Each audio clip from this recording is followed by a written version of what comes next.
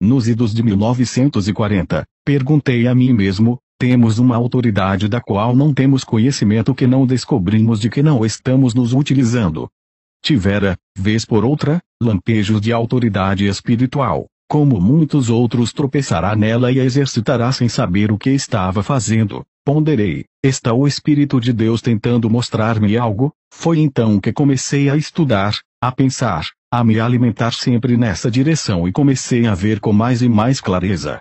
Um artigo no THE Pentecostal Evangel, o Evangelho Pentecostal, me ajudou no estudo das palavras poder e autoridade. Então, casualmente, chegou-me às mãos um maravilhoso panfleto intitulado A Autoridade do Crente, escrito por John A. Macmillan, um missionário à China que posteriormente veio a editar THE Alliance Weekly. O panfleto foi republicado há alguns anos e pode ser adquirido de Christian Publications, Camp Hill, Pennsylvania.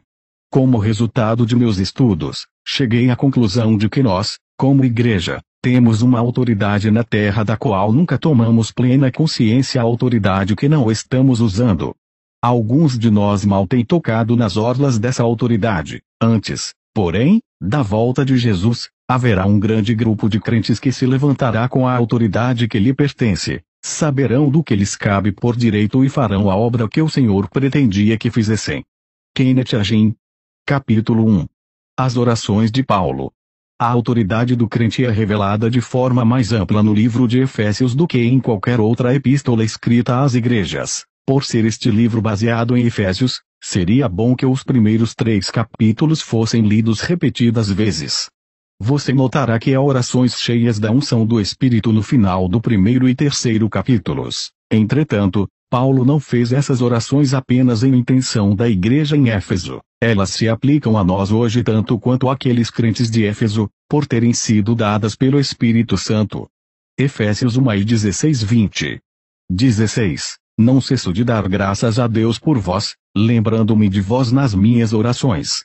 17. Para que o Deus de nosso Senhor Jesus Cristo, o Pai da Glória, vos dê em seu conhecimento o espírito de sabedoria e de revelação. 18. Tendo iluminados os olhos do vosso entendimento, para que saibais qual seja a esperança da sua vocação, e quais as riquezas da glória da sua herança nos santos. 19. E qual a sobreexcelente grandeza do seu poder sobre nós, os que cremos, segundo a operação da força do seu poder.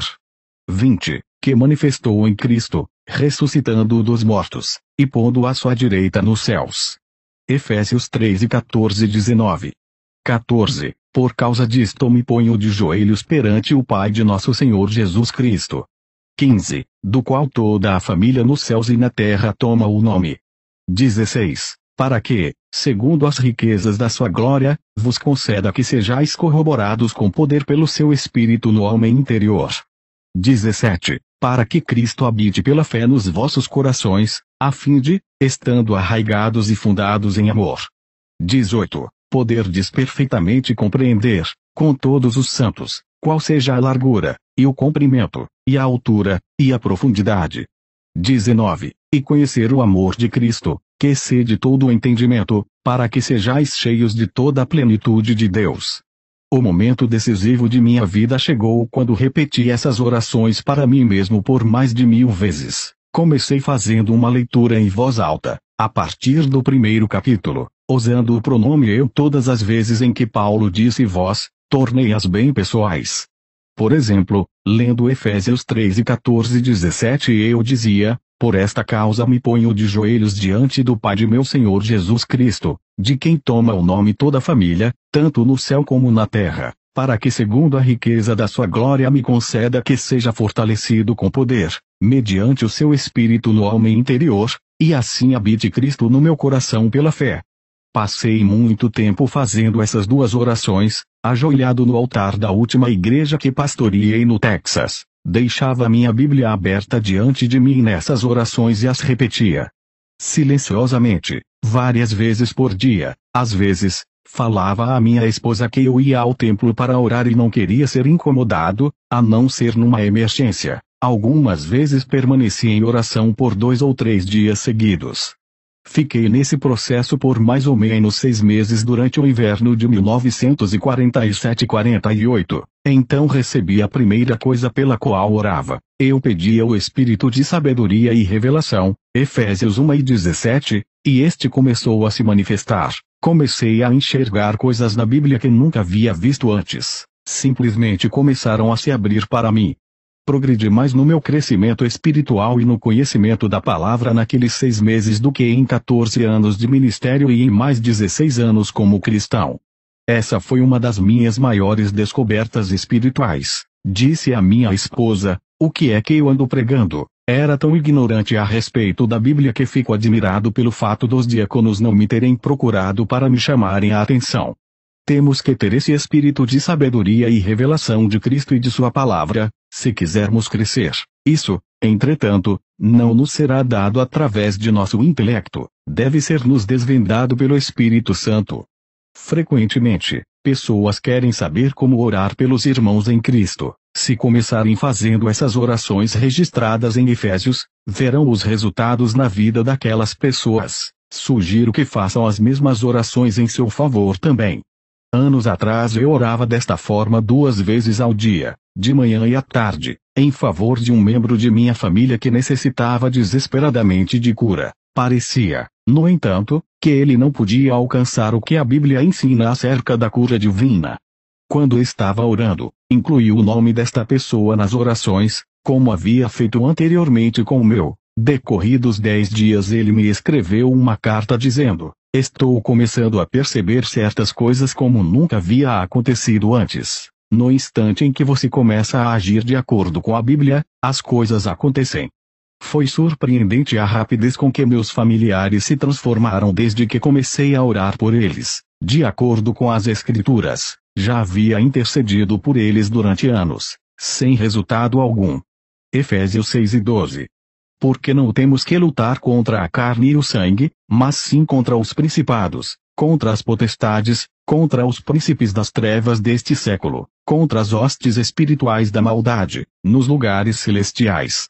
Graças a Deus temos autoridade sobre tais espíritos malignos por meio de Jesus Cristo. Devemos entender o que Paulo disse aqui, à luz do que ele escreveu nos capítulos anteriores. Precisamos compreender que temos autoridade por meio de Cristo. Em nosso combate com o diabo, deveríamos ter sempre em mente que temos autoridade sobre ele, por ser ele um inimigo derrotado. O Senhor Jesus Cristo derrotou por nós. Entretanto, a autoridade do crente é um aspecto do caminhar cristão, a respeito do qual poucos estão bem informados. Alguns acham que a autoridade sobre o diabo pertence apenas a alguns poucos escolhidos aos quais Deus deu poder especial. Isso não é assim, pertence a todos os filhos de Deus.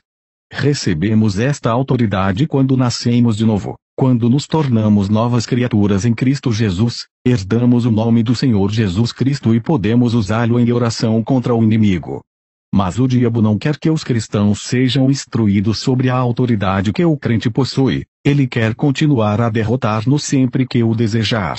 É por essa razão que ele fará tudo o que puder para impedir que os crentes aprendam a verdade sobre a autoridade. Ele insistirá conosco mais sobre esse assunto do que qualquer outro. Ele sabe que assim que descobrirmos a verdade seu apogeu terminará, nós o dominaremos, desfrutando de uma autoridade que é nossa por direito. Efésios 1:3 diz: Bendito Deus e Pai de nosso Senhor Jesus Cristo, que nos, toda a Igreja, tem abençoado com toda a sorte de bênção espiritual nas regiões celestiais em Cristo. Toda a sorte de bênção espiritual, isso significa cada uma das bênçãos espirituais existentes. Em Cristo, todas as bênçãos espirituais nos pertencem. A autoridade nos pertence quer tenhamos consciência disso ou não. Mas o simples fato de saber a respeito não é suficiente. É o conhecimento transformado em ação que traz resultados. É uma tragédia que alguns crentes possam viver toda uma vida e nunca se conscientizarem do que lhes pertence. Alguma vez você já parou para pensar que a salvação pertence ao pecador? Jesus já comprou a salvação do pior pecador, do mesmo modo como ele o fez por nós. É por essa razão que ele nos mandou falar das boas novas, ir dizer aos pecadores que estão reconciliados com Deus. Mas, de fato, não é isso o que lhes dizemos. nós lhes dizemos que Deus está irado com eles e está tomando nota de todos os seus erros. Entretanto, a Bíblia diz que Deus não tem nada contra o pecador. Deus diz que ele cancelou tudo. Isso é que é tão terrível. Ó pobre pecador, por não saber disso, terá que ir para o inferno ainda que todos os seus débitos estejam anulados. E Coríntios 5:19 nos informa a esse respeito. Não há problema de pecado. Jesus já resolveu isso. Há somente o problema do pecador. Leve o pecador a Jesus, e o problema estará sanado. Sim, isto é um pouco diferente do que tem sido ensinado, mas é o que a Bíblia diz. O pecador não sabe o que lhe pertence, portanto não pode usufruir dos benefícios. Do mesmo modo, se os crentes não sabem o que lhes pertence, de nada poderão usufruir. Eles precisam descobrir o que lhes pertence. É por essa razão que Deus estabeleceu mestres na igreja, e por essa razão que Deus nos deu sua palavra, para nos revelar o que é nosso. Assim, no mundo material, as coisas podem ser nossas, se não tomarmos conhecimento delas. Entretanto, não nos trarão nenhum benefício. Lembro-me de quando escondi uma nota de $20 na minha carteira e me esqueci dela. Um dia fiquei sem gasolina e comecei a procurar dinheiro na minha carteira e encontrei a nota. Não poderia dizer que não a possuía, porque estava comigo todo o tempo. Eu a tinha carregado comigo durante meses, bem ali no meu bolso. Por ignorar a sua existência não podia gastá-la, mas era tão minha naquela época, quando não sabia de sua existência, quanto o era agora. E anos atrás, li sobre um homem que foi encontrado morto num quarto miserável que alugara $15 por mês. Tinha sido uma figura conhecida nas ruas de Chicago por cerca de 20 anos, sempre andrajoso e comendo o que achava nas latas de lixo. Ao não ser visto por 2 ou 3 dias, alguns vizinhos saíram à sua procura e o acharam morto na cama. A autópsia revelou que havia morrido por desnutrição. Entretanto, foi encontrado usando um cinto com mais de $23 mil. Aquele homem vivera em total pobreza, catando papéis para viver. Entretanto, tinha dinheiro. Poderia ter vivido no melhor hotel da cidade ao invés daquele quartinho miserável. Poderia ter se alimentado das melhores comidas ao invés de lixo, mas não fez uso do que lhe pertencia. Precisamos tomar conhecimento daquilo que nos pertence. Jesus disse, e conhecereis a verdade, e a verdade vos libertará. João 8:32. Em Oséias, Deus diz, meu povo, não os pecadores, não o mundo, é destruído por falta de conhecimento. Oséias 4:6. De fato, pessoas perecem sem que haja necessidade disso. Capítulo 2. O que é autoridade? Em Lucas 10:19, Jesus diz, eis que vos dei autoridade para pisar de serpentes e escorpiões, e sobre todo o poder do inimigo, e nada absolutamente vos causará dano. Quando menciona serpentes e escorpiões, Jesus está falando do poder do diabo, demônios, espíritos malignos e todas as suas hostes. Precisamos tomar consciência de que temos autoridade sobre eles. Será que a Igreja do Senhor Jesus Cristo tem menos autoridade hoje do que tinha no primeiro século? Não seria absurdo só pensar nisto. O valor da nossa autoridade repousa no poder que existe por trás dessa autoridade. O próprio Deus é o poder por trás de nossa autoridade. O diabo e suas forças se acham na obrigação de reconhecerem nossa autoridade. O crente que compreende de forma plena que o poder de Deus é a seu favor pode exercitar sua autoridade e enfrentar o inimigo destemidamente. O que é autoridade? A autoridade é a poder delegada. Os policiais que comandam o tráfego nas horas de maior movimento apenas erguem o braço e os carros param. Estes homens não têm o poder físico para parar os veículos, se os motoristas decidirem não obedecer. Mas, não é de sua própria força que eles se utilizam para parar o tráfego. Eles são fortes na autoridade que lhes é concedida pelo governo a que servem. As pessoas reconhecem essa autoridade e param seus carros. Bendito seja o Senhor. Há uma autoridade que nos é delegada pelo Senhor Jesus Cristo. Paulo disse aos crentes para serem fortes no Senhor, e na força do seu poder. Efésios 6:19. Isso significa que você pode se postar frente ao inimigo, estender sua mão e dizer-lhe que não se aproxime. Use sua autoridade. Certa vez na Inglaterra, Smith Wigglesworth estava em pé numa esquina esperando por um ônibus. Uma mulher saiu de um edifício e um cachorrinho veio correndo atrás dela. Ela disse, querido, você vai ter que voltar. O cachorro não lhe deu a menor importância, só abanou o rabinho e se enroscou nela carinhosamente. Ela disse, querido, você não pode ir agora. O cachorrinho abanou o rabo e se enroscou nela novamente. Nesse momento o ônibus chegou. A mulher então bateu o pé no chão e gritou, para casa. O cachorro, colocando o rabo entre as pernas, obedeceu de pronto. O inglês Lord disse que gritou sem mesmo pensar. É assim que temos que fazer com o diabo. Rugindo como um leão. Em 1942, enquanto pastoreava no Texas, fui testado no meu corpo. Não disse nada a ninguém a não ser ao Senhor. Orei, criei que Ele me curaria, e mantive a minha posição, fazendo o pé firme. Durante a noite eu despertava com sintomas assustadores de problemas cardíacos e então me levantava e orava. Lutei contra isso por mais ou menos 6 semanas. Uma noite tive grande dificuldade para dormir. Finalmente, depois de orar, caí no sono e sonhei. Estou satisfeito por Deus ter me falado somente 4 vezes através de sonhos em toda a minha vida, mas aquele sonho não foi coincidência, foi da parte do Senhor. Quando acordei soube imediatamente o que significava. Aliás, se você não sabe o significado de um sonho imediatamente, esqueça-o. Neste sonho parecia que eu e um outro pastor estávamos andando num lugar semelhante a um campo de futebol, onde havia arquibancadas dos 2 lados. Estávamos andando e conversando, quando o meu companheiro deu um pulo e exclamou, veja.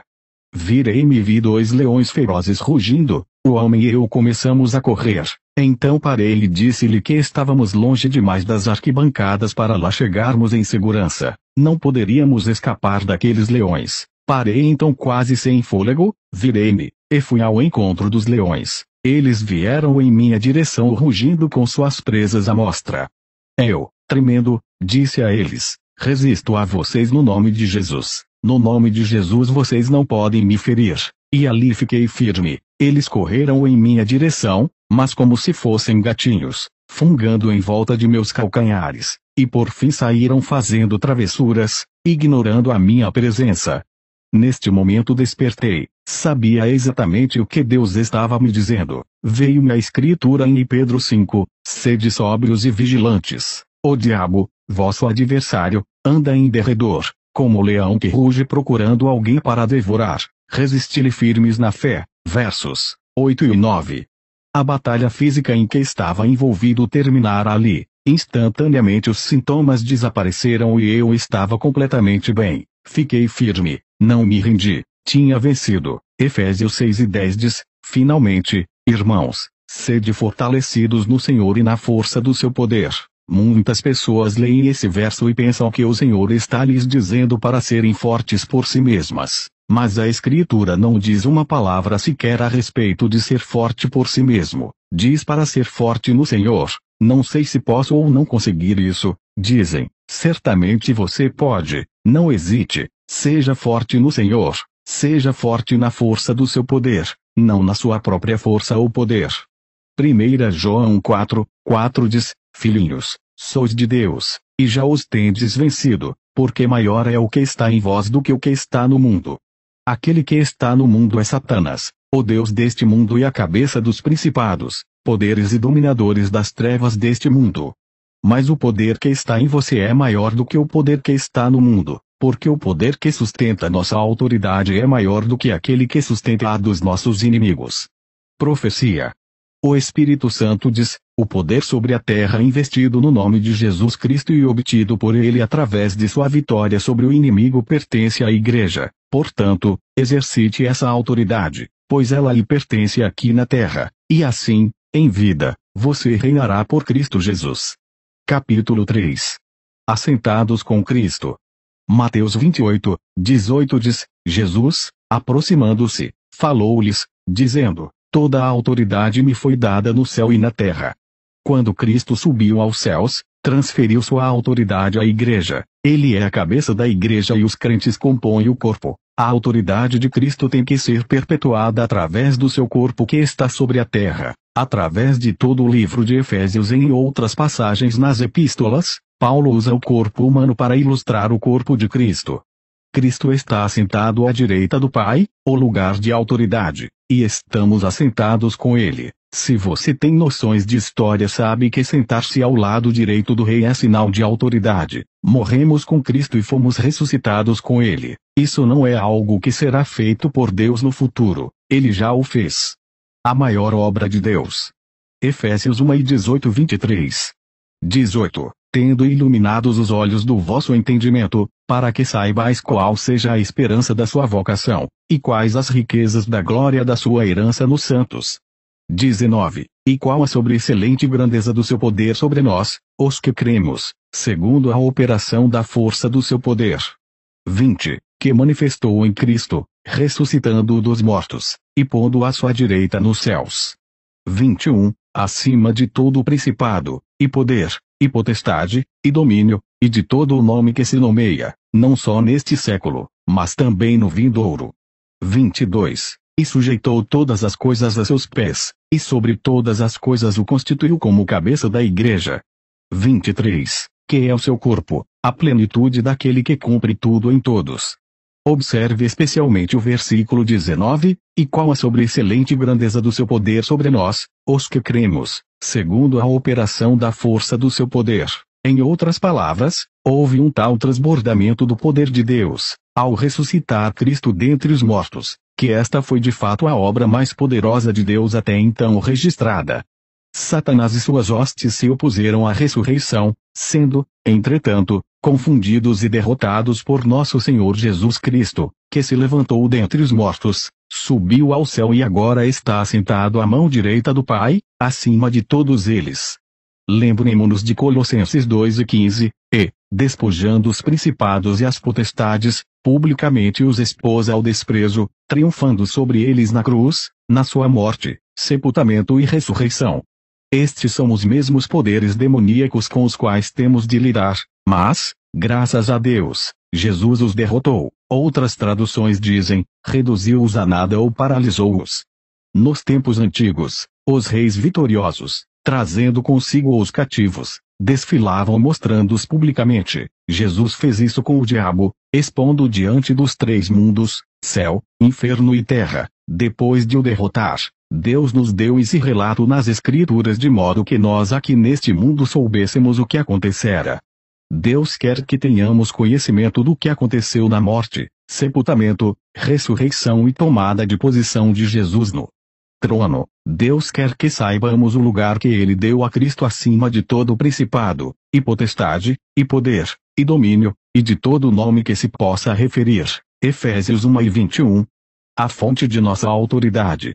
A fonte de nossa autoridade se encontra nessa ressurreição e exaltação de Cristo por Deus. Veja no versículo 18 que o Espírito Santo, por meio de Paulo, ora para que os olhos dos efésios possam ser abertos, seus espíritos, para estas verdades. Ele queria que todas as igrejas, todos os crentes, fossem iluminados. A autoridade do crente, entretanto, não é levada em consideração por muitos cristãos. De fato, a maioria das igrejas nem mesmo sabe que o crente possui tal autoridade.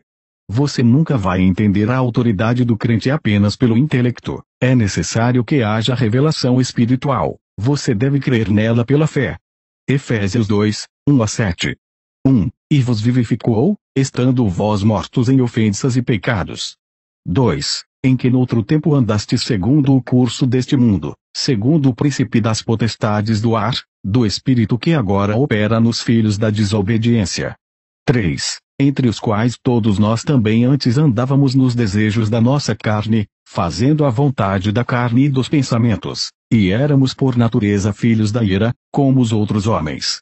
4. Mas Deus, que é riquíssimo em misericórdia, pelo seu muito amor com que nos amou. 5. Estando nós ainda mortos em nossas ofensas, nos vivificou juntamente com Cristo, pela graça sois salvos. 6. E nos ressuscitou juntamente com ele e nos fez assentar nos lugares celestiais, em Cristo Jesus. 7. Para mostrar nos séculos vindouros as abundantes riquezas da sua graça, pela sua benignidade para conosco em Cristo Jesus. No verso 1 lemos, Ele vos deu vida, estando vós mortos nos vossos delitos e pecados. Aqui o Espírito Santo está dizendo através de Paulo, de acordo com a atuação da força do seu poder quando ele ressuscitou a Jesus dentre os mortos e a você, quando você estava morto.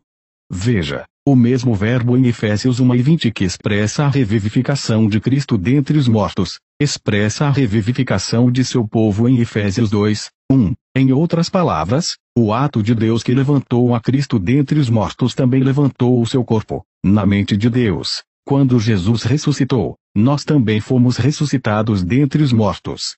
Já no capítulo 2 lemos, estando nós mortos em nossos delitos, ele nos deu vida juntamente com Cristo, e juntamente com ele nos ressuscitou e nos fez assentar nos lugares celestiais em Cristo Jesus. Versículos 5 e 6. Esta passagem trata da concessão dessa autoridade.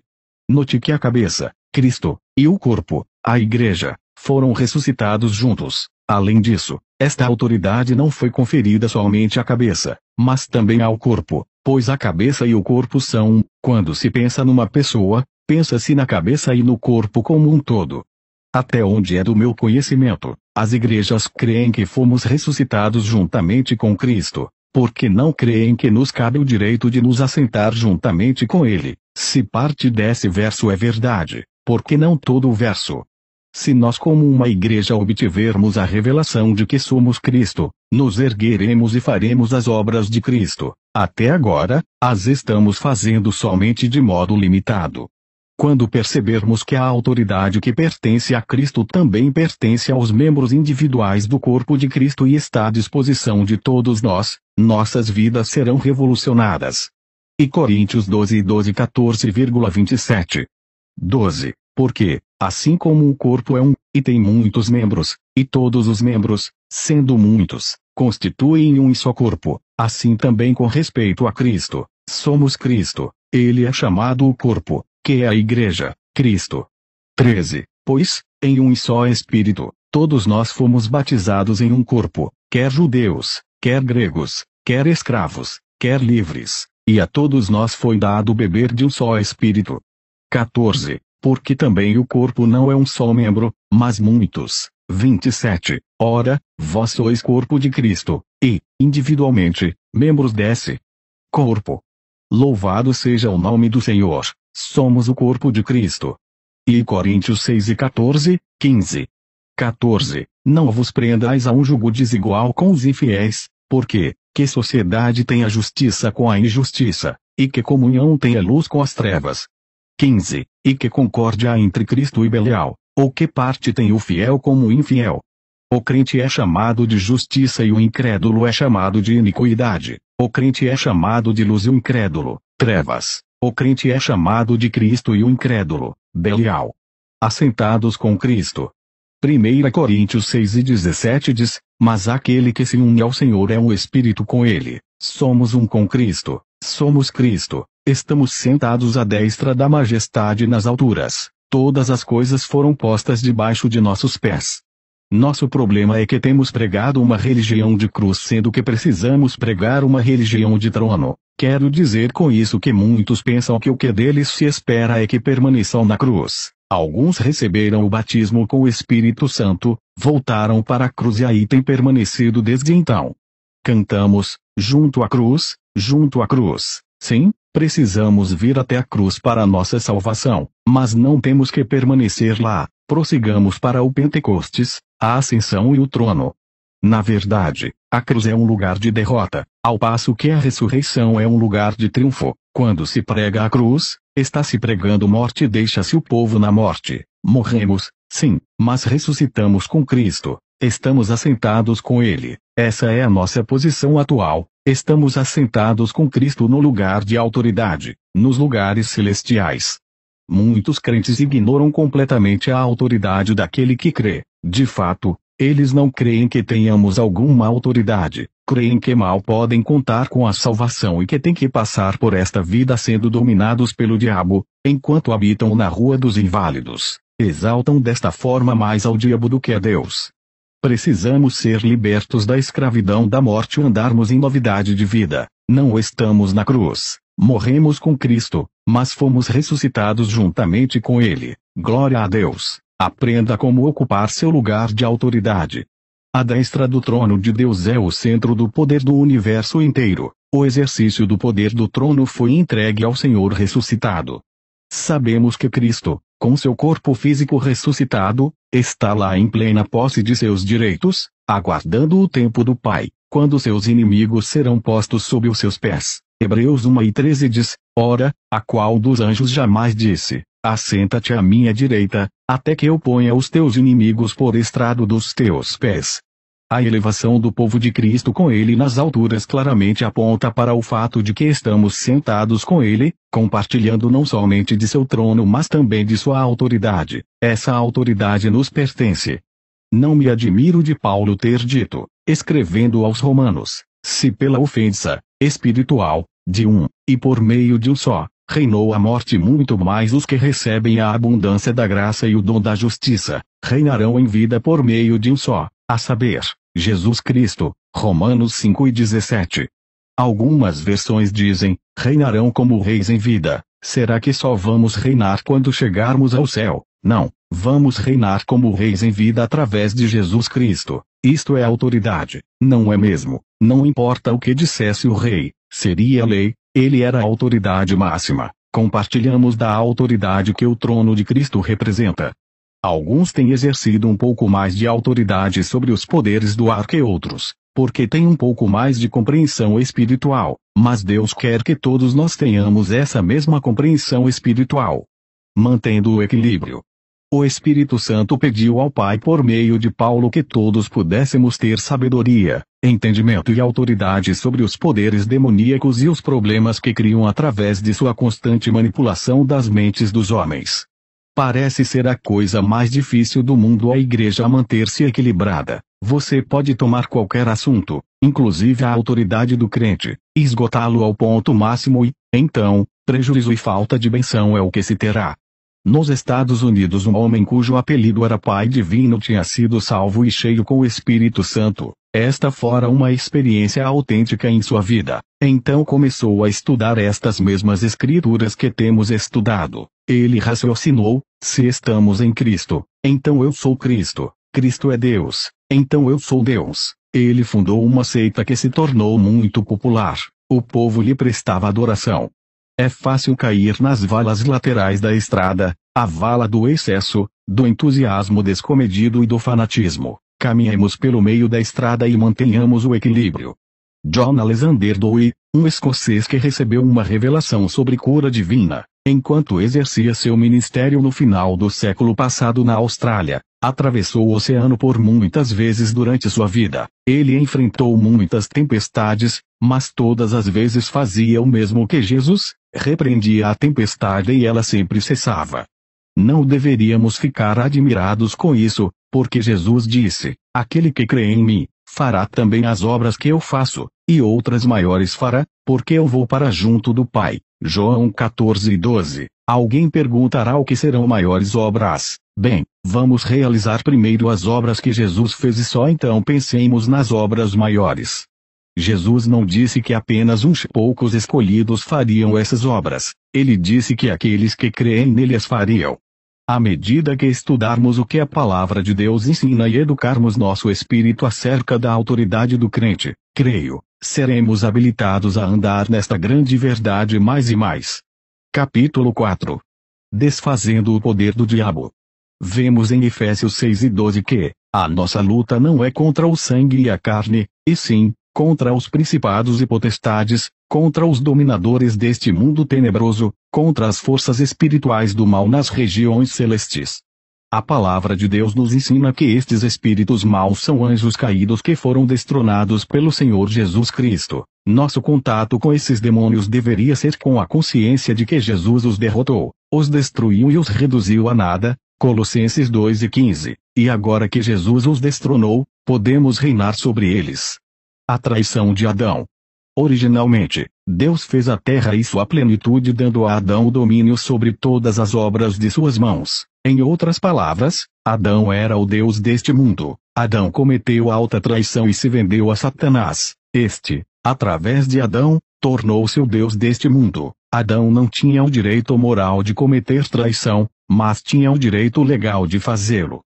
Agora Satanás tem o direito de estar aqui e ser o Deus deste mundo até que o contrato de Adão expire. Satanás tinha o direito de governar sobre nós até que nos tornássemos novas criaturas e entrássemos no corpo de Cristo. Como vemos em Colossenses 1, dando graças ao Pai, ele nos libertou do império das trevas e nos transportou para o reino do Filho do seu amor. Versos 12,13. E por isso que Satanás não tem direito de governar nem domínio sobre nós. Entretanto, em média, os crentes têm mais fé na autoridade e no poder de Satanás do que no de Deus. A Bíblia não somente fala do primeiro homem Adão, mas também do segundo Adão, Jesus Cristo, que se tornou nosso substituto. Em Coríntios 15:45, ele é chamado o último Adão e no versículo 47 é chamado o segundo homem. Tudo que Jesus fez, ele o fez por nós. Nosso problema é que relegamos tudo para o futuro. A maior parte das pessoas nas igrejas acreditam que exercitaremos nossa autoridade espiritual durante o milênio. Se for assim, porque a Bíblia diz que Satanás será atado durante o milênio, não haverá nenhuma necessidade então de exercer autoridade, porque não haverá nada aqui que nos trará malefício ou destruição. A autoridade agora. É agora, quando há coisas que nos prejudicam e nos destroem, que devemos exercer a autoridade. Mas muitas pessoas creem que podemos fazer muito pouco agora. Pensam que Satanás está na direção de tudo e de todos aqui. Lembremos-nos, entretanto, que, embora estejamos no mundo, não somos do mundo. Satanás está dirigindo muito do que há aqui na terra, mas não está nos dirigindo, não está dirigindo a igreja, não tem domínio sobre nós. Podemos dominá-lo, temos autoridade sobre ele. Jesus disse: Eis aí vos dei autoridade para pisar de serpentes e escorpiões, e sobre todo o poder do inimigo, e nada, absolutamente vos causará dano. Lucas 10:19. Será que a igreja deste século tem menos autoridade que tinha logo após a morte, o sepultamento, a ressurreição, a ascensão e o assentar de Jesus à destra do Pai? Se a igreja tivesse menos autoridade hoje, teria sido melhor que Jesus não tivesse morrido, mas não, graças a Deus, temos autoridade. Precisamos implantar essas verdades em nossas vidas, nelas meditando e delas nos alimentando até que se tornem parte de nossa consciência. Falando de coisas naturais, comemos certos alimentos todos os dias porque os médicos nos dizem que precisamos de certas vitaminas, minerais, etc., para a formação de corpos fortes. Por outro lado, há minerais e vitaminas espirituais que precisamos tomar todos os dias também, para sermos crentes saudáveis. Jesus disse em Mateus 28:18, Toda a autoridade me foi dada no céu e na terra. Toda e qualquer autoridade que possa ser exercida sobre a terra tem que ser feita através da igreja, porque Cristo não está aqui em pessoa no seu corpo físico. Somos o corpo de Cristo, embora lhe pecamos em oração, agora, Senhor, faça isso e aquilo, deixando tudo consigo. Ele nos conferiu sua autoridade sobre a terra, ao seu corpo, a igreja. Assim, muitos problemas existem porque o permitimos, não estamos tomando nenhuma atitude em relação a eles. Antes deixamos para outras pessoas, incluindo a Deus, o fazer alguma coisa.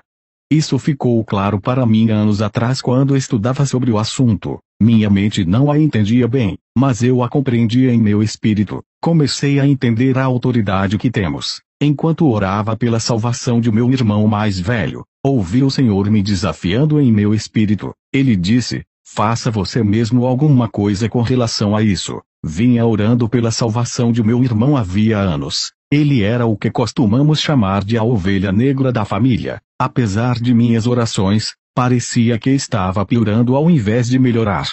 Sempre orava: Deus, salva-o. Tinha até mesmo jejuado. Estava propenso a voltar ao meu habitual modo de orar, mas depois que o Senhor me desafiou a fazer alguma coisa a respeito, depois de me ter dito que eu tinha autoridade, eu disse: em nome de Jesus, desfaço o poder do diabo na vida de meu irmão e clamo por sua salvação. Ordenei, não fiquei repetindo a mesma coisa ou orando e orando. Quando um rei dá uma ordem, ele sabe que vai ser cumprida. O diabo tentou me dizer que meu irmão nunca seria salvo, mas fechei minha mente e comecei a rir. Disse: Satanás, não penso que ele será salvo, eu sei que será. Desfiz seu poder sobre ele tomando o nome de Jesus, e clamei por sua libertação e salvação. Segui meu caminho assobiando. Decorrido 10 dias meu irmão foi salvo. A palavra funciona. Como lidar com o diabo? Enquanto Satanás puder manter você na incredulidade ou segurar você na arena da razão, ele o chicoteará em cada batalha. Mas, se você o prender na arena da fé e do Espírito, você o chicoteará todas as vezes. Ele não discutirá com você sobre o nome de Jesus, ele tem medo desse nome.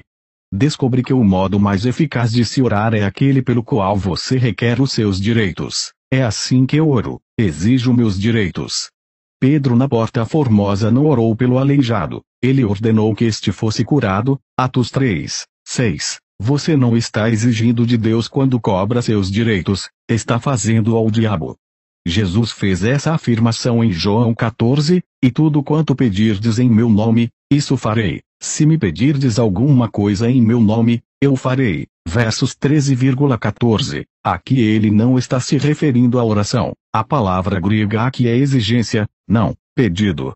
Por outro lado, João 16 e 23, 24 está falando de oração, e naquele dia nada me perguntareis. Na verdade vos digo que tudo quanto pedirdes a meu Pai, em meu nome, ele vo-lo há de dar. Até agora nada pedistes em meu nome, pede, e recebereis, para que o vosso gozo se cumpra. O Pai é mencionado aqui em conexão com oração, o que não acontece na passagem de João 14.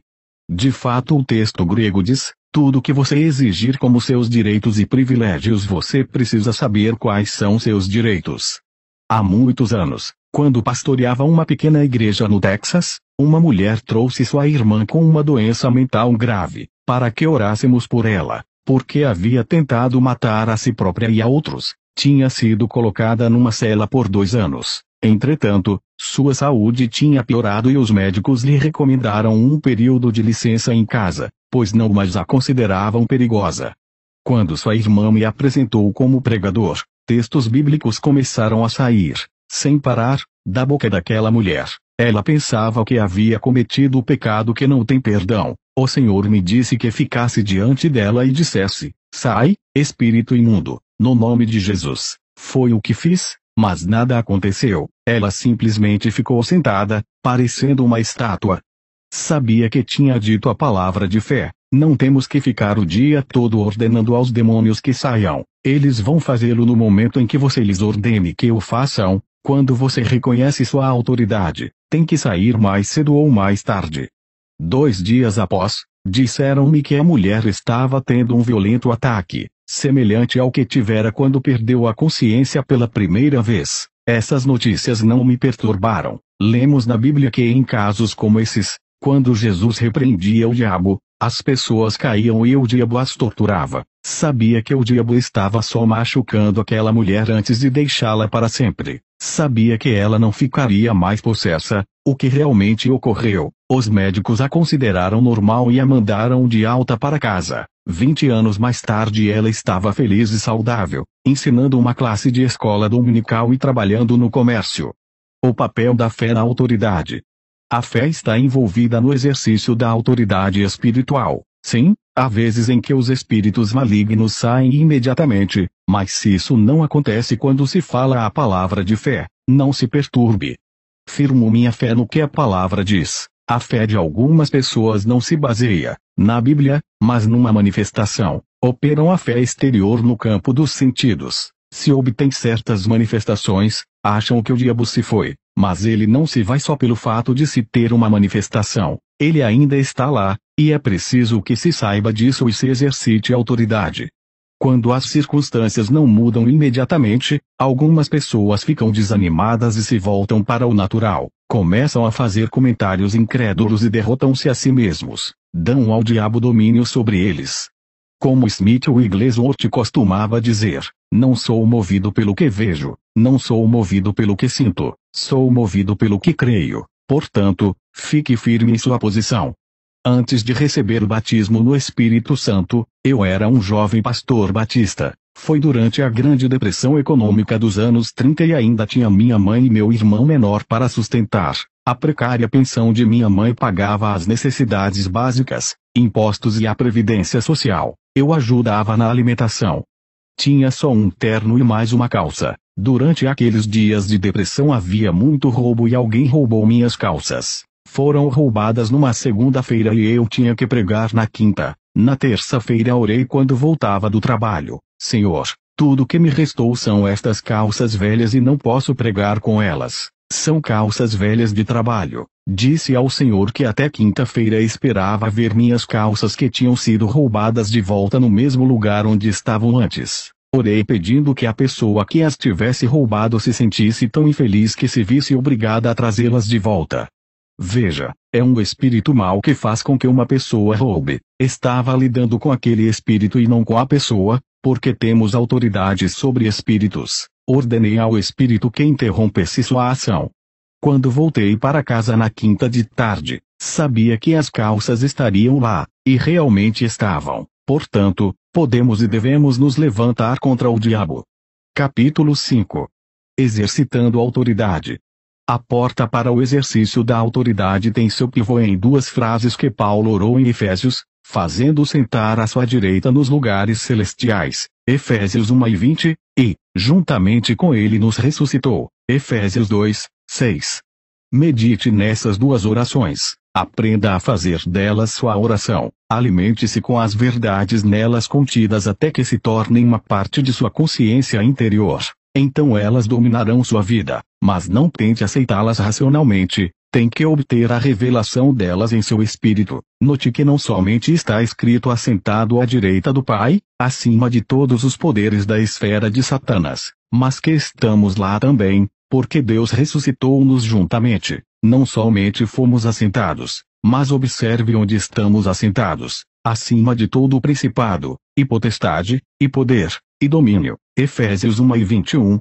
Na mente de Deus, fomos ressuscitados quando Cristo foi ressuscitado. Quando Cristo se assentou, nos assentamos também. É onde estamos agora, posicionalmente falando. Estamos sentados à direita do Pai com Cristo. O ato de Cristo estar sentado implica em que, por enquanto, certos aspectos de sua obra estão suspensos.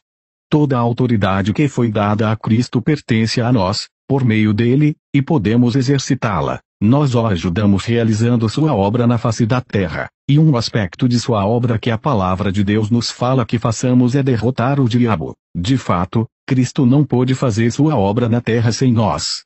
Alguém pode argumentar, bem, ele pode viver sem mim, mas eu preciso dele. Não, ele não pode viver sem você mais do que você não pode viver sem ele. Veja, a verdade que Paulo está ressaltando aqui em Efésios é que Cristo é a cabeça e nós somos o corpo. Que tal se seu corpo dissesse, posso viver sem minha cabeça, não preciso dela? Não, seu corpo não pode viver sem sua cabeça. E se sua cabeça dissesse, bem, posso viver sem meu corpo, não preciso do resto dele, posso viver sem as mãos e os pés? Não, você não pode. Da mesma forma, Cristo não pode viver sem nós, porque a obra de Cristo e de Deus é realizada através do corpo de Cristo. Seu trabalho nunca será feito sem a nossa participação e nós nunca viveremos sem ele. Efésios 6:12 diz, porque a nossa luta não é contra o sangue e a carne, e, sim contra os principados, e potestades. Se você isolar este verso de seu contexto e continuar falando a respeito da terrível luta na qual estamos empenhados contra o diabo, descrevendo como o diabo é poderoso, você perderá tudo aquilo de que Paulo fazia questão, porque não é isso que Paulo dizia em Efésios. Lembre-se, quando Paulo escreveu essa carta à igreja em Éfeso, ele não a dividiu em capítulos e versículos. Os eruditos se encarregaram disso em data muito posterior, apenas para nos situar.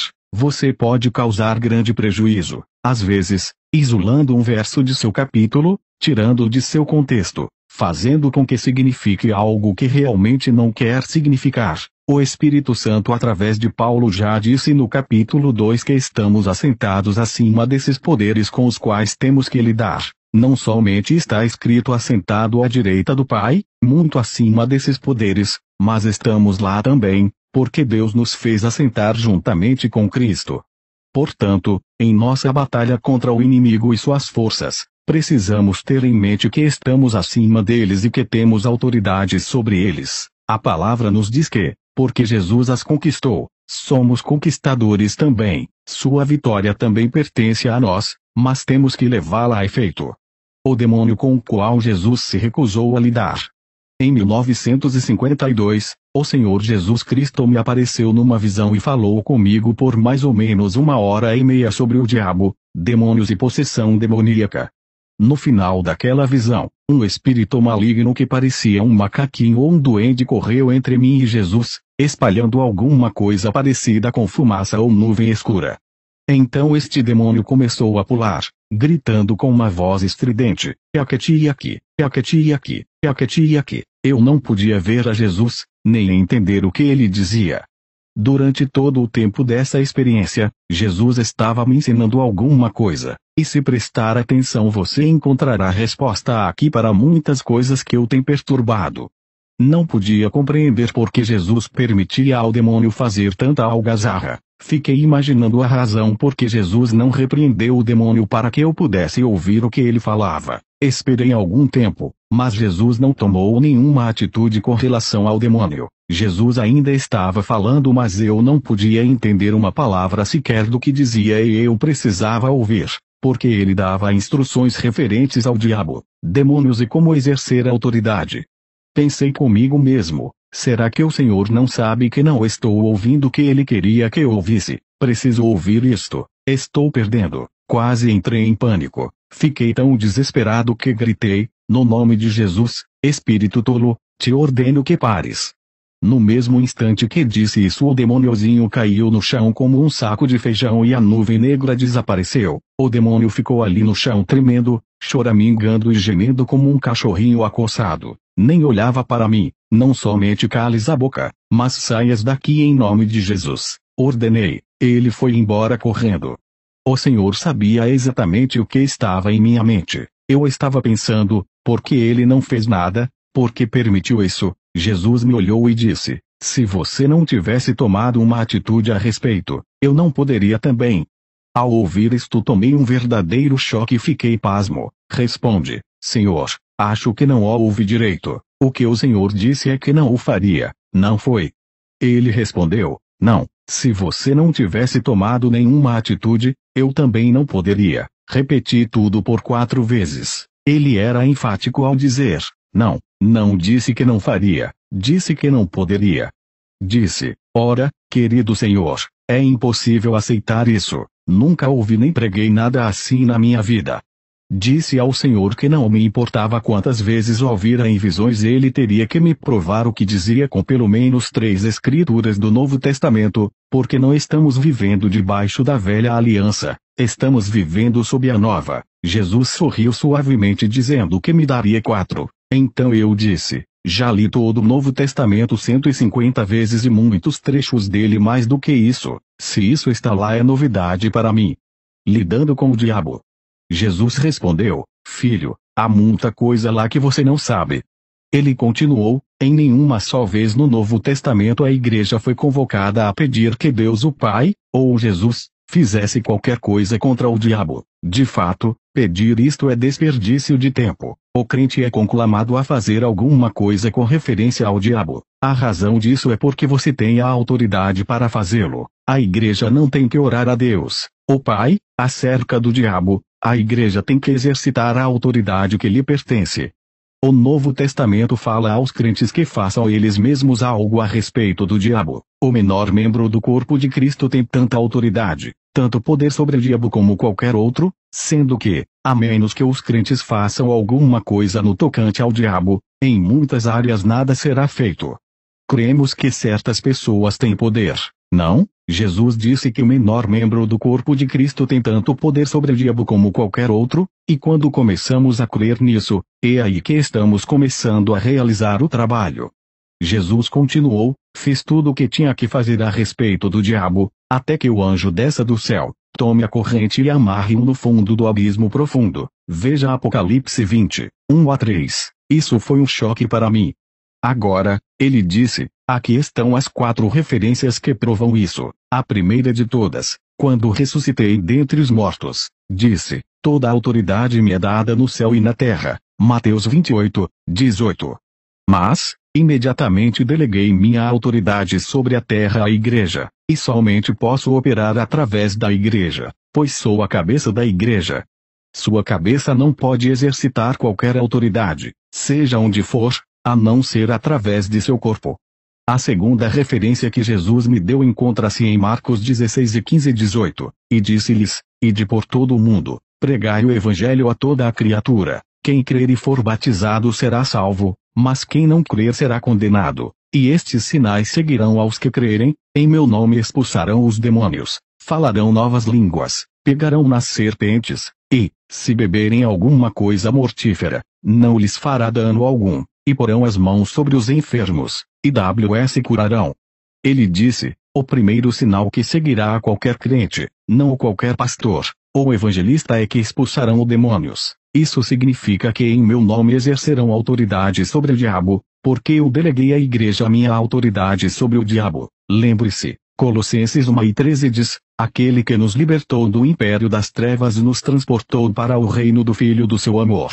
Uma tradução diz: o Pai nos libertou do poder das trevas. A palavra grega poder significa autoridade. O verso deveria ser assim: o Pai nos libertou da autoridade das trevas e nos transportou para o reino de seu querido Filho. Deus já nos libertou da autoridade das trevas. Portanto, temos o direito de falar às trevas, isso é, a Satanás e seu reino, e dar-lhes ordens, exercitando autoridade sobre outros. Os crentes têm autoridade sobre o diabo. Podem anular o poder do diabo se este se manifestar em qualquer área, de suas vidas ou das vidas dos seus amados. Eles têm autoridade. Eles serão livres do inimigo já que obtiveram o direito de exercitar a autoridade sobre ele. Isso não significa, entretanto, que sairão às ruas expulsando o diabo de todos que encontrarem. Significa, primeiramente, que exercerão autoridade sobre o diabo em suas próprias vidas. Você tem que entender que tem autoridade sobre sua própria casa, mas não tem sobre a de outra pessoa. A autoridade espiritual é muito semelhante à autoridade natural. Por exemplo, você não tem autoridade sobre meu dinheiro. Você não pode me dizer o que fazer com meu dinheiro, a menos que lhe dê permissão para isso. Você não tem autoridade sobre meus filhos. Você pode fazer com que o diabo desista de algumas de suas manobras na vida de uma outra pessoa, mas você não pode sempre expulsá-lo, porque não tem autoridade naquela casa. Aqui está algo muitas vezes mal entendido. Somente através da intercessão podemos exercer autoridade espiritual na família de uma outra pessoa. A próxima referência que Jesus me deu foi em Tiago 4:7, resisti ao diabo e ele fugirá de vós. O sujeito do verbo resistir é vós. O crente tem que ter autoridade sobre o diabo. A Bíblia não lhe diria para fazer alguma coisa no tocante ao diabo. A Escritura não diz que o diabo fugirá de Jesus, diz que ele fugirá de você. Da mesma maneira, você não ora para que Jesus imponha as mãos sobre o enfermo, você o faz. Observe também, que as mãos não estão localizadas na cabeça, as mãos estão no corpo. Eles imporão as mãos sobre os enfermos e eles serão curados. Quando você impõe as mãos, está exercendo autoridade sobre o diabo. Essa autoridade é sua, sinta-se você possuidor dela ou não. A autoridade não tem nada a ver com os sentimentos, porém você precisa exercitá-la. Após aquela visão, e depois que recebi de Jesus aquele verso em Tiago, meu espírito me disse que a palavra fugir era significativa. Procurei no dicionário e descobri que uma das conotações da palavra seria fugir aterrorizado. O diabo fugirá de você, aterrorizado. Descobri então por que o demônio, na minha visão, começara a se lamentar e a chorar. Ele estava aterrorizado. Desde então tenho visto outros demônios tremerem de medo enquanto exerço sobre eles a autoridade que Deus me deu. Não tem medo de mim, mas de Jesus a quem represento. Na visão, Jesus me deu uma outra escritura que fala para tomarmos uma atitude quanto ao diabo. Esta terceira referência se encontrava em 1 Pedro. Pedro escreveu: sede sóbrios, vigiai, porque o diabo, vosso adversário, anda ao derredor, bramando como leão, buscando a quem possa tragar. Pedro 5:8. Seu adversário significa seu oponente. Aqui, muitas pessoas param na leitura, dizem: o diabo está atrás de mim. Pedem oração para que o diabo não os alcance, mas, se falam assim, o diabo já os alcançou. É tarde demais para orar por eles. O que você vai fazer com ele? Rolar no chão e fingir que está morto, esconder a cabeça na areia e ficar esperando ali até que ele desapareça? Não, graças a Deus. Observe o que diz o texto, à medida que continuamos a leitura. O verso seguinte diz, ao qual resisti firmes na fé, sabendo que as mesmas aflições, testes e provações, se cumprem entre os vossos irmãos do mundo. Jesus me disse nessa visão, Pedro não escreveu essa carta e disse aos irmãos, eis que me veio a palavra segundo a qual está usando nosso amado irmão Paulo na expulsão de demônios, e Paulo envia lenços e roupas, e as doenças deixam as pessoas, os espíritos malignos saem, por isso gostaria de sugerir que escrevam para Paulo e adquiram um lenço. Não ao contrário, disse-lhes que tomassem uma atitude para com o diabo. Por quê? Porque tinham autoridade sobre ele, o Espírito de Deus, através do apóstolo Paulo não lhe diria para fazer também qualquer coisa para a qual você não estivesse capacitado. A razão disso está no fato de que cada crente tem a mesma autoridade que Paulo tinha em Jesus Cristo. Pedro não está dizendo que apenas Paulo expulsaria demônios ou que Paulo resistiria ao diabo por nós. Por que pedir a Paulo para fazê-lo, quando você pode fazê-lo por você mesmo? Ficando na brecha por bebês cristãos. As pessoas estão sempre me perguntando por que não são curadas. Algumas pensam que há alguma coisa errada com o pregador que orou por elas.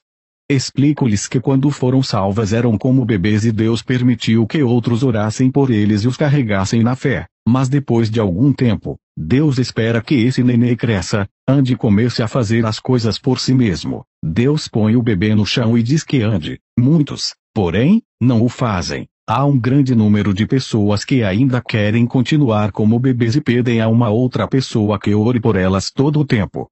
Queremos ajudar os que necessitam, mas precisamos ensinar as pessoas que elas podem crescer e exercer sua autoridade, porque o tempo virá quando terão que usar de sua própria autoridade, se quiserem ter suas orações respondidas. Certa ocasião, minha esposa e eu nos hospedamos com um casal enquanto assistíamos a uma convenção. A esposa estivera em nossa igreja antes de se casar. Pediram-nos que orássemos pelo bebezinho deles, de apenas alguns meses de idade, que tinha uma hérnia. Os médicos queriam operá-lo. Amaldiçoamos a hérnia e ordenamos que se atrofiasse e morresse. Em apenas poucos dias ela desapareceu completamente e o bebê não mais precisou de ser operado. A mãe do bebê disse, irmão Agim, não quero parecer crítica, mas em nossa igreja parece que nós, os mais novos, somos os únicos que acreditamos em cura divina. Não sabia a quem pedir que orasse pelo bebê antes que você chegasse, porque nunca ninguém foi curado aqui.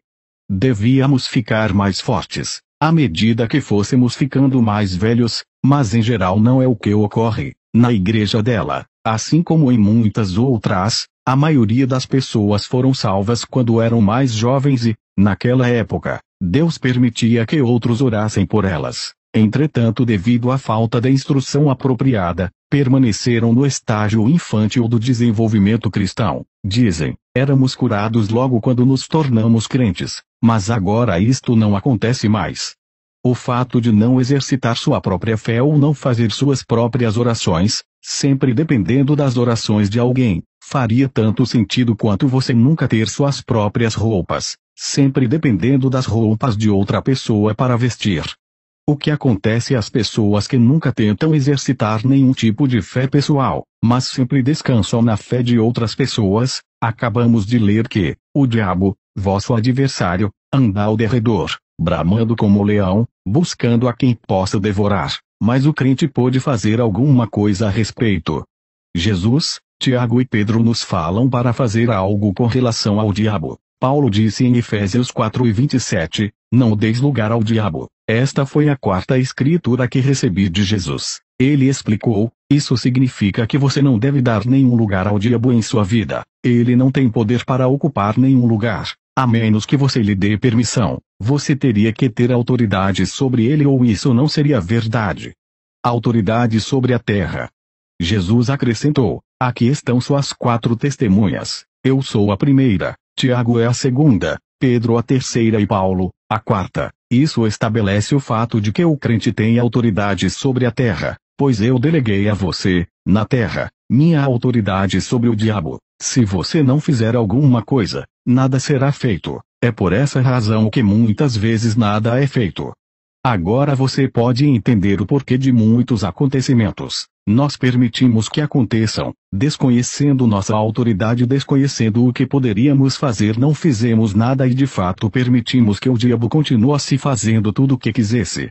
Precisamos entender isso. Despertemo-nos. Talvez tenhamos que mudar nosso modo de orar e tomar a dianteira ao diabo. Eu fiz isso. Você não sofrerá nada se mudar. É bom para você. Temos autoridade para fazê-lo. Estamos assentados à destra do Pai, acima de principados e potestades. Se estamos acima deles, então temos autoridade sobre eles. Efésios 1:22, 23 continua dizendo: e sujeitou todas as coisas a seus pés, e sobre todas as coisas o constituiu como cabeça da igreja. Os pés são membros do corpo, não são membros da cabeça, que é o seu corpo, a plenitude daquele que cumpre tudo em todos. Concordando com o que John Macmillan ressaltou, como é maravilhoso saber que os membros mínimos do corpo de Cristo, os que compõem os pés, uma pequenina unha, um dedinho, estão acima das poderosas forças às quais estamos nos referindo. Lembre-se, em Lucas 10:19 Jesus disse aos outros 70 discípulos que enviou: eis que vos dou poder, autoridade, para pisar serpentes e escorpiões, e toda a força do inimigo, e nada vos fará dano algum. Quanta autoridade sobre o diabo a igreja tem? Alguma coisa menos do que isso? Não? Graças a Deus, não. Se você ouvisse a média das conversas dos crentes ou ouvisse o sermão de alguns pregadores, teria a impressão de que o diabo é maior do que qualquer pessoa e que está dirigindo tudo. Sim, ele é o Deus deste mundo, portanto está dirigindo o sistema do mundo. Estamos neste mundo, mas não somos deste mundo, diz a Bíblia, portanto ele não está nos dirigindo. O diabo tem nos pisoteado já faz tempo demais. Estas coisas não são brincadeiras. Somos tolos quando fazemos piadas sobre isso. Uma vez numa convenção um pregador me disse: bem, irmão Agim, pus o diabo para correr. O problema é que eu que estou correndo e ele vem atrás de mim. Tal afirmativa só demonstra ignorância. Em primeiro lugar, você não tem que fugir do diabo. A Bíblia diz que ele é que fugirá de você. Você precisa pô-lo para correr. Infelizmente, penso que essa é a situação dos pregadores e igrejas na grande maioria das vezes. De fato, na maior parte do tempo, vemos isso por toda a parte. Reinando como reis.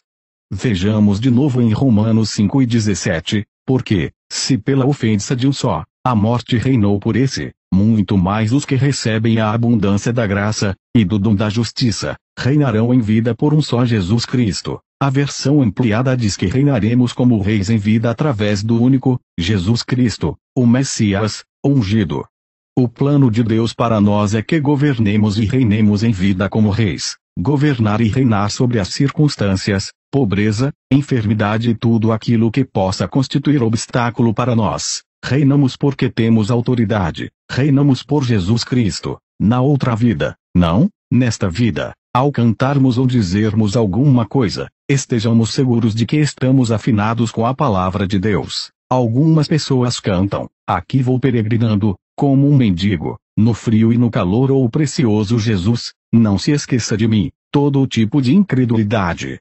Não estamos vagueando como mendigos, porque não somos mendigos. Somos filhos de Deus, herdeiros de Deus, co-herdeiros com Cristo Jesus. Romanos 8:17. Somos o corpo de Cristo. Estamos sentados com Cristo à destra da majestade nas alturas, acima de todas as potestades e poderes, força e domínio. Glória a Deus. Isso não se assemelha muito a um mendigo ou precioso Jesus. Não se esqueça de mim. Ou se eu pudesse alcançar, ou ficando em algum lugar nas sombras você encontrará Jesus, ou ainda Senhor, construa uma casinha para mim num cantinho da terra gloriosa. Prefiro ouvir um jumento zurrar do que ouvir tais cânticos, mas nós os cantamos durante tanto tempo que acreditamos dizerem a verdade. Pessoas derramam algumas lágrimas porque vagueiam como um mendigo e pensam que estão sendo abençoadas. Muito frequentemente os crentes agem como filhotes de pássaros, com os olhos fechados e a boca aberta. Qualquer pessoa pode vir e lhes dar qualquer coisa para, comer, e estão prontas para aceitar. Bem, não vou ficar com minha boca aberta e meus olhos fechados. Vou ficar com meus olhos abertos e minha boca fechada.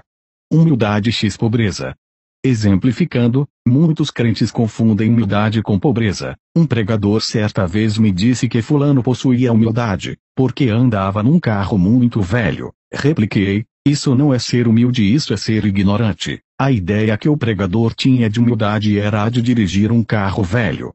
Um outro observou, sabe, Jesus e os discípulos nunca andaram num Cadillac, não havia Cadillac naquela época. Mas Jesus andou num jumento. Era o Cadillac da época o melhor meio de transporte existente.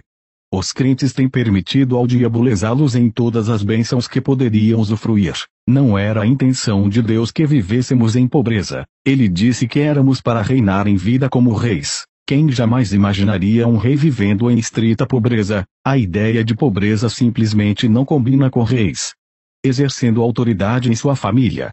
Não era a intenção de Deus que o diabo dominasse nossas famílias. Quando nossos filhos eram pequenos e o diabo tentava adoecê-los, ficava furioso com o diabo e lhe dizia que se afastasse de meus filhos. Eu lhe dizia, estou governando em meu domínio. Você não dita normas nesta casa, eu governo através de Jesus Cristo. Punham para correr e ele obedecia. Você pôde afugentá-lo também.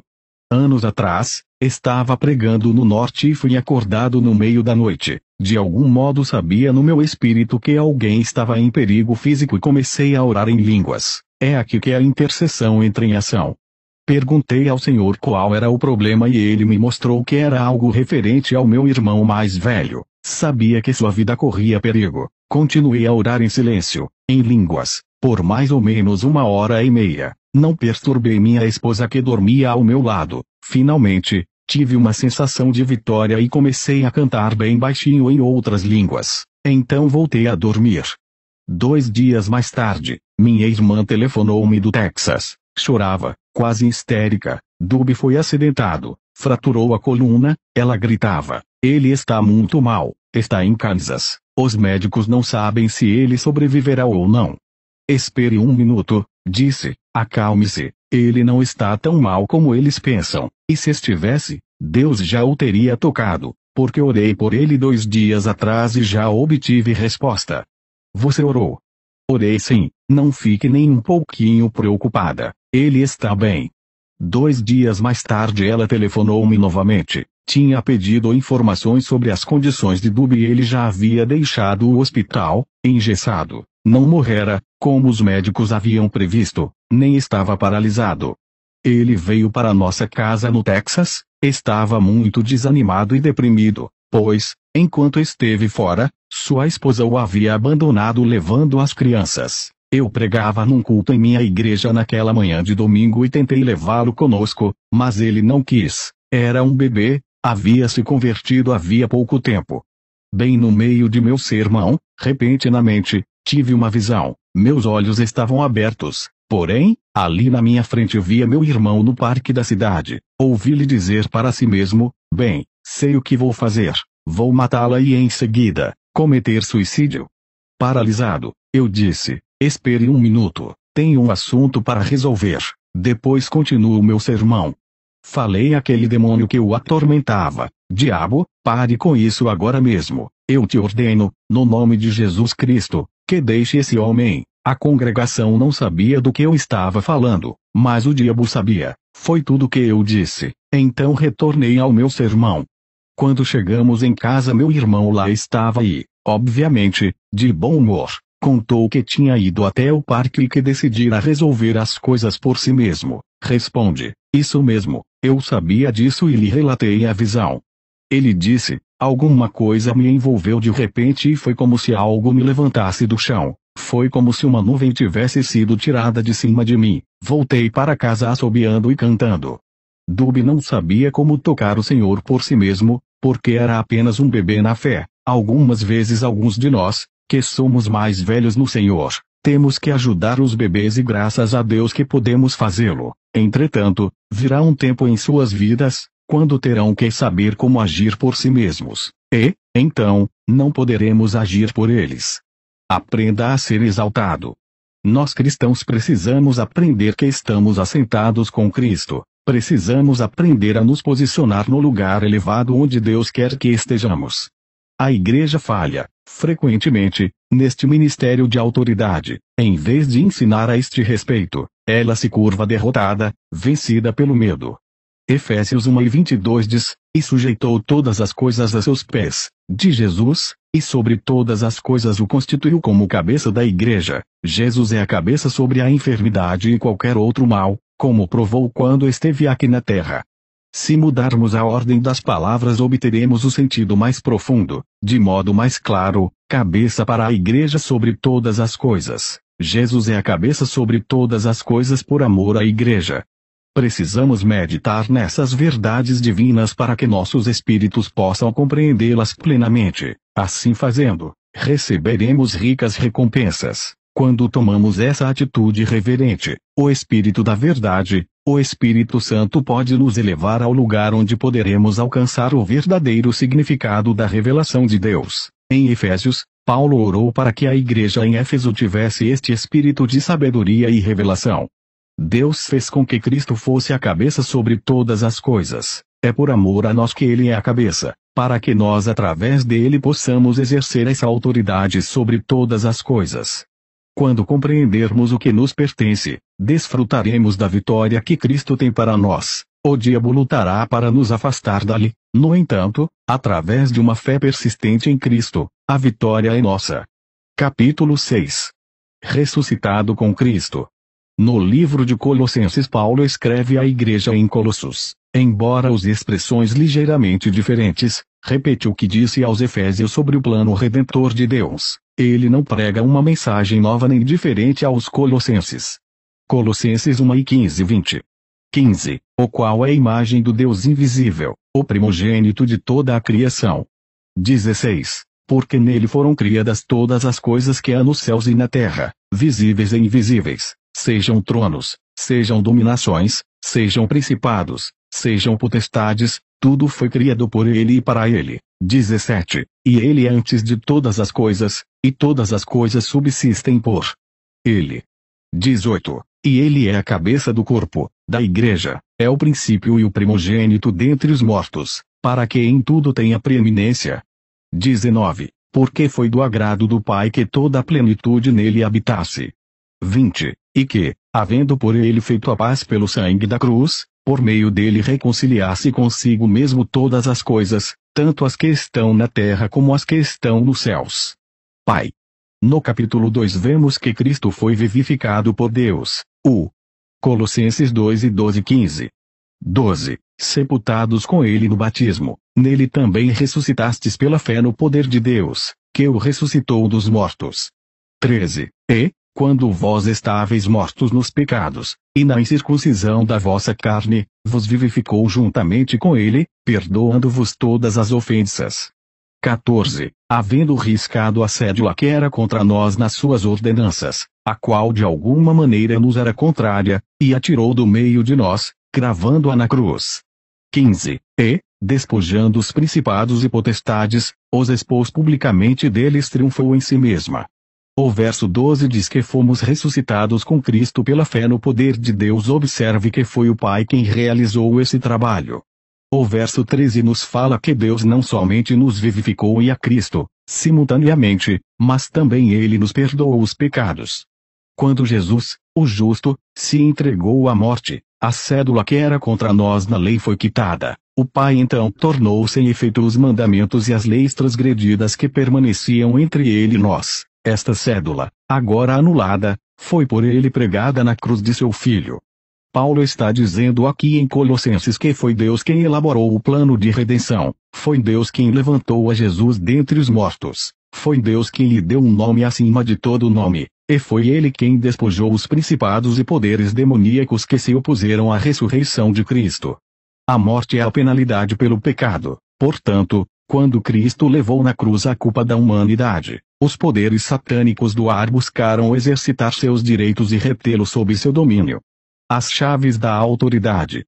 A Bíblia diz que Satanás tinha o poder da morte, mas Jesus o conquistou. Jesus diz em Apocalipse 1:18, e o que vivo e fui morto, mas aqui estou vivo para todo o sempre. Amém. E tenho as chaves da morte e do inferno. Jesus Cristo tomou as chaves do diabo, glória a Deus. As chaves pertencem àquele que tem autoridade. Elas são as chaves da autoridade. Devemos nos lembrar que a morte física não é de Deus, é do inimigo. A morte é ainda um inimigo. A Bíblia diz que ainda é o último inimigo que será posto debaixo de seus pés. Graças a Deus, esse dia está vindo, mas você ainda não tem seu novo corpo. Você achará pessoas que creem que viverão eternamente aqui, na carne, mas observe que isso jamais aconteceu. Um amigo discutia comigo a respeito deste ponto de fé e eu repliquei: se o próprio Paulo não conseguiu, talvez seja bom você esquecer isso. Não posso entender como uma pessoa pode ser tão tola ao ponto de crer que vai viver para sempre na carne e no corpo atual. Não, esse corpo vai ser transformado. Você não pode viver para sempre com ele. A Bíblia nos fala quando é que ele será transformado. Quando Jesus vier, em um momento, num piscar de olhos, nossos corpos que então estiverem vivos serão transformados e se tornarão imortais. Até então, temos um poder limitado sobre a morte. Após destruir os poderes demoníacos da autoridade que antes possuíam, Cristo os expôs publicamente sobre eles, triunfou sobre si mesmo. Colossenses 2:15. A afirmação de Paulo aqui se refere ao fato de ter Cristo sido elevado acima de seus inimigos, à destra do Pai, um assunto sobre o qual Paulo escreve no livro de Efésios, como vimos anteriormente. De novo Paulo está enfatizando o trabalho do Pai na deposição dos poderes satânicos e na derrota do próprio Satanás. Em Efésios vimos também que o Filho está sentado acima destes poderes e que tem a autoridade do trono de Deus. Entretanto, é exatamente aqui que o mundo eclesiástico tem falhado. Já compreendeu que Jesus Cristo é a cabeça suprema da Igreja. No entanto, tem falhado na compreensão de que a cabeça é totalmente dependente do corpo para a concretização de seus planos, que estamos assentados com Cristo nos lugares celestiais, e que sua autoridade vigente sobre os poderes do ar tem que ser exercida através do corpo. Podemos entender melhor do que nunca o que Jesus queria dizer quando afirmou: tudo que ligardes na terra será ligado no céu, e tudo que desligardes na terra será desligado no céu. Mateus 18:18. Isto é exercitar sua autoridade sobre a terra. Alguns de nós vislumbramos essa autoridade de vez em quando. Alguns de nós como que desajeitadamente a exercitamos sem nos conscientizarmos plenamente do que estamos fazendo. O que me levou a estudar esse assunto foi fazer a mim mesmo esta pergunta: será que temos autoridade e não temos consciência de que a temos? Quando comecei a estudar o assunto, descobri que de fato temos autoridade, graças a Deus. Também descobri que o céu nos dará respaldo pelo que recusarmos e pelo que permitirmos. Permitimos uma infinidade de coisas, mas não temos exercitado nossa autoridade. É por isso que as coisas, muitas vezes, são como são. Não temos tomado nenhuma atitude no tocante a elas. Estamos esperando em Deus e Ele está esperando por nós. Ele não fará nada antes que comecemos a agir. Houve ocasião em que, orando por pessoas quase à morte, o Senhor me falou: vou fazer o que você está me pedindo. Numa dessas vezes pedi ao Senhor que desse à pessoa mais 2 ou 3 anos. Ele respondeu-me que eu faria simplesmente porque eu o pedia que fizesse. Então me disse: nenhum pai terreno deseja fazer mais pelos filhos do que eu, basta apenas que eles permitam. Algumas pessoas pensam que Deus é um tirano sentado no trono pronto a golpeá-las, a aniquilá-las no momento em que cometerem qualquer erro, mas este não é um retrato verdadeiro do Pai. Os planos do Senhor tardam em sua realização, porque seu corpo tem falhado em considerar o significado da exaltação de Cristo e o fato de estarmos assentados com Ele à destra do Pai. Temos um papel nisso, devemos cooperar com o Senhor, pela fé.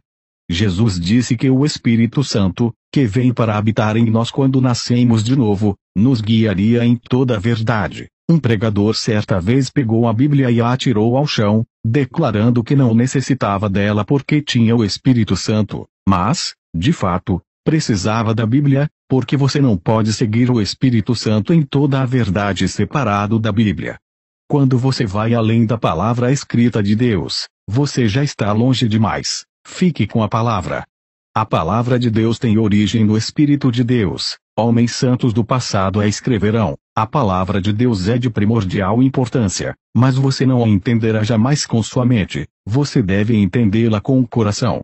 Não ponha o Espírito acima da palavra. Ponha a palavra em primeiro lugar e em seguida o Espírito, e esteja a salvo. O conhecido editor pentecostal Stanley Frodson, autor da biografia de Smith Wigglesworth, ressaltou o fato de que Wigglesworth era, acima de tudo, um homem da palavra de Deus e, em segundo lugar, um homem cheio do Espírito de Deus. Esta é uma excelente combinação. Capítulo 7. As armas de nossa batalha. O cristão deve sempre estar com sua armadura espiritual. Efésios 6:10, 11 diz: no demais, irmãos meus, fortalecei-vos no Senhor e na força do seu poder. Revesti-vos de toda a armadura de Deus, para que possais estar firmes contra as astutas ciladas do diabo. O cristão que enverga sua armadura e se engaja na luta espiritual é perseguido. O diabo fará tudo o que estiver ao seu alcance para impedir que o cristão venha a tomar conhecimento da autoridade que tem sobre ele. O diabo abrirá luta contra você sobre essa questão mais do que qualquer outra. Então, depois de você ter tomado conhecimento desta autoridade, ele se oporá a você e tentará roubá-la de você. Haverá provações. Alguns fracassarão. O diabo quer que você a deixe escapar de suas mãos e diga que a autoridade do crente não será eficaz para você. Certa vez, um homem veio falar comigo numa reunião em que eu estava pregando sobre esse assunto, e disse que a autoridade do crente não dava resultado com ele. Disse-lhe que se isso fosse verdade, Deus era um mentiroso. Este homem estava, em essência, chamando Deus de mentiroso. Prefiro morrer a dizer que a palavra de Deus não é eficaz. Se ela não tem efeito é porque eu não a opero eficazmente. Podemos falhar, mas a palavra de Deus nunca falha. Creio que sua palavra é verdadeira. O inimigo resistirá a qualquer interferência sua em seu território, porque ele está exercendo autoridade sobre os poderes do ar, e quer continuar assim. Quando você interferir em seu domínio ou exercer sua autoridade espiritual, ele concentrará toda a sua força contra você, numa batalha intensa e implacável. Se você for bem-sucedido na resistência aos ataques de Satanás contra seu espírito, os próximos assaltos que ele fará virão contra sua mente, seu corpo, sua família ou as circunstâncias da vida. Talvez seja melhor que você se prepare para estes ataques, porque eles virão. Em outras palavras, sua posição espiritual privilegiada é ameaçadora. Nenhuma outra verdade enfrenta tanta oposição quanto a autoridade do crente. Tenho encontrado pessoas boas a quem o diabo tem tentado de toda maneira aniquilar. Ou essas verdades lhes foram ensinadas ou eles as têm ensinado a outros. Esforçaram-se para agir de acordo com elas. Muitas vezes foram destruídos no corpo porque não podiam ser atingidos no espírito. Como permanecer imbatível? Entretanto, se tivessem tirado proveito da armadura espiritual que lhes foi dada, o inimigo não poderia tê-los derrotado. Não creio que coisa alguma que venha da parte do inimigo tenha poder para derrotar qualquer um dentre nós, membros do corpo de Cristo. O crente deve estar continuamente vestido com sua armadura. O Espírito Santo orou através de Paulo para que os olhos das pessoas fossem abertos no sentido de que tomassem conhecimento dessa provisão que foi feita para sua própria segurança. A armadura espiritual é descrita em linhas gerais em Efésios 6. Efésios 6:10-17. 10. No demais, irmãos meus, fortalecei-vos no Senhor e na força do seu poder. 11. Revesti-vos de toda a armadura de Deus, para que possais estar firmes contra as astutas ciladas do diabo. 12. Porque não temos que lutar contra a carne e o sangue, mas sim contra os principados, contra as potestades, contra os príncipes das trevas deste século, contra as hostes espirituais da maldade, nos lugares celestiais. 13. Portanto tomai toda a armadura de Deus, para que possais resistir no dia mau, e, havendo feito tudo, ficar firmes. 14. Estai pois firmes, tendo cingido os vossos lombos com a verdade, e vestida a couraça da justiça. 15. E calçado os pés na preparação do evangelho da paz. 16. Tomando sobretudo o escudo da fé, com o qual podereis apagar todos os dardos inflamados do maligno. 17. Tomai também o capacete da salvação, e a espada do Espírito, que é a palavra de Deus. As diferentes partes desta armadura simbolizam as diversas atitudes espirituais que o crente deve manter. Usando esta armadura, o crente está protegido e desimpedido em seu ministério de autoridade. Toda a sua preocupação deve ser a de manter a sua armadura brilhando e bem firme. Agora, observemos mais de perto esta armadura. Em primeiro lugar, como John Macmillan ensinou, há um cinturão da verdade que representa uma compreensão clara da palavra de Deus. Como o cinto de um soldado, esta mantém o resto da armadura em seu lugar. Segundo, a couraça da justiça. Isto tem dupla aplicação. Jesus é nossa justiça, e nós o colocamos à nossa frente. Também mostra a nossa obediência à palavra de Deus. Terceiro, nossos pés estão calçados com a preparação do Evangelho da Paz. Esta é uma atuação fiel na proclamação da palavra de Deus. Quarto, o escudo da fé. Um escudo é uma cobertura para o corpo inteiro. Representa nossa total segurança sob o sangue de Cristo, onde nenhum poder do inimigo pode penetrar. Quinto, o capacete da salvação, mencionado em Tessalonicenses 5:8 como a esperança da salvação. A esperança da salvação é o único capacete capaz de proteger a cabeça nestes dias de desvirtuamento da verdade. Sexto, a espada do Espírito, que é a palavra de Deus. Isto mostra que a palavra de Deus deve ser usada ofensivamente. As outras armas são especialmente defensivas, mas a espada, a palavra de Deus, é uma arma ativa. Efésios 6:18 diz: orando em todo o tempo com toda a oração e súplica no Espírito, e vigiando nisto com toda a perseverança e súplica por todos os santos. Você pode ver por que a batalha da oração muitas vezes não surte efeito, porque não estamos com a armadura. Estamos preparados para a batalha da oração. Quando estamos usando a armadura, quando oramos no Espírito, alcançamos nosso objetivo. Capítulo 8. Autoridade sobre espíritos demoníacos é não sobre a vontade. Embora tenhamos autoridade sobre espíritos demoníacos, não temos autoridade sobre nossos semelhantes nem sobre sua vontade. Muitas vezes, erramos ao pensar que a temos. Temos autoridade sobre demônios e podemos controlá-los até onde diz respeito a nossas vidas e as vidas de nossos familiares, mas nem sempre podemos controlá-los quando a vida de outras pessoas está envolvida, porque a vontade dessas pessoas entra em ação. Há alguns anos, numa reunião em Oklahoma, ministrava aos doentes, quando soube por meio de um testemunho interior que uma pessoa da fila possuía um demônio. Não significava que estivesse possesso, isso é algo totalmente diferente. Estar possesso é estar totalmente tomado espírito, alma e corpo. Você pode ter um demônio em seu corpo sem estar possesso. Fiquei atento, quando um determinado senhor, que estava a 4 pessoas de mim, se levantou, sabia que era nele que o demônio estava. Eu não disse nenhuma palavra em voz alta.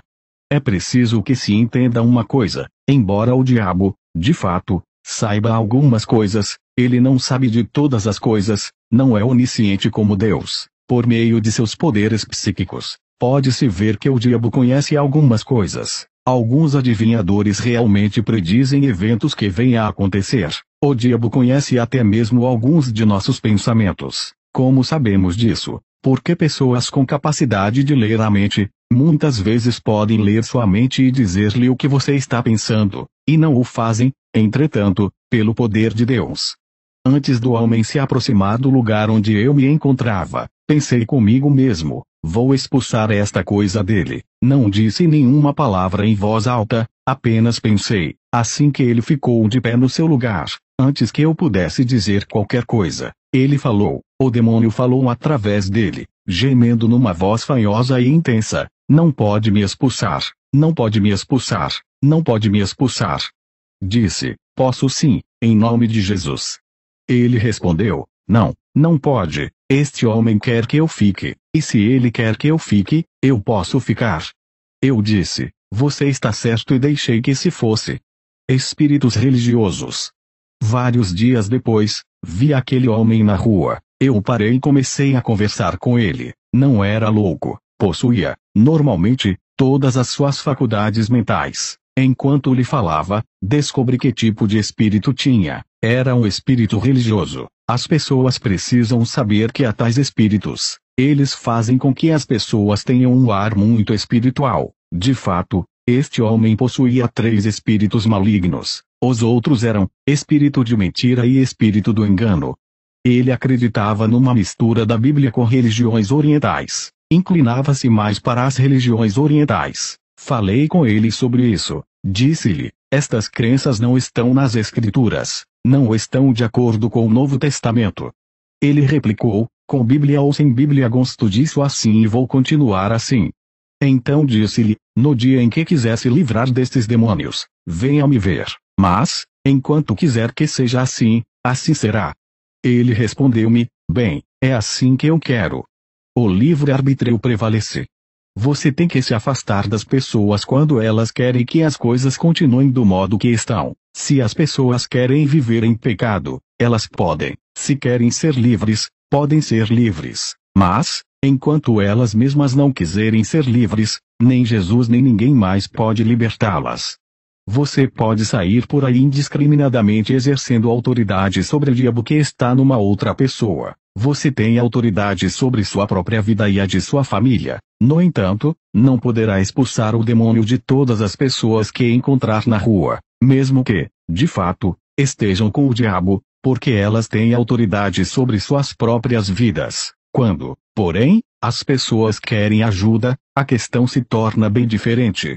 É estranho que, algumas vezes, mesmo pessoas cheias do Espírito não queiram ajuda. Em 1954 preguei pela primeira vez no estado de Oregon. Proferi meu primeiro sermão ali, num domingo à noite, sobre um tema evangelístico. Na segunda à noite preguei sobre fé. Avisei que na terça o culto seria de cura.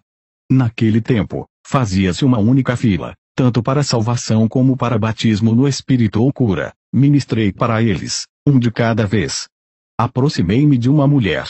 Ela estava acompanhada de um homem e era ele quem falava pelos dois. Ela não disse uma só palavra. Podia-se ver, só de olhar para ela, que mentalmente não estava bem. O homem disse que sua esposa estava muito nervosa e que tinha passado algum tempo no sanatório.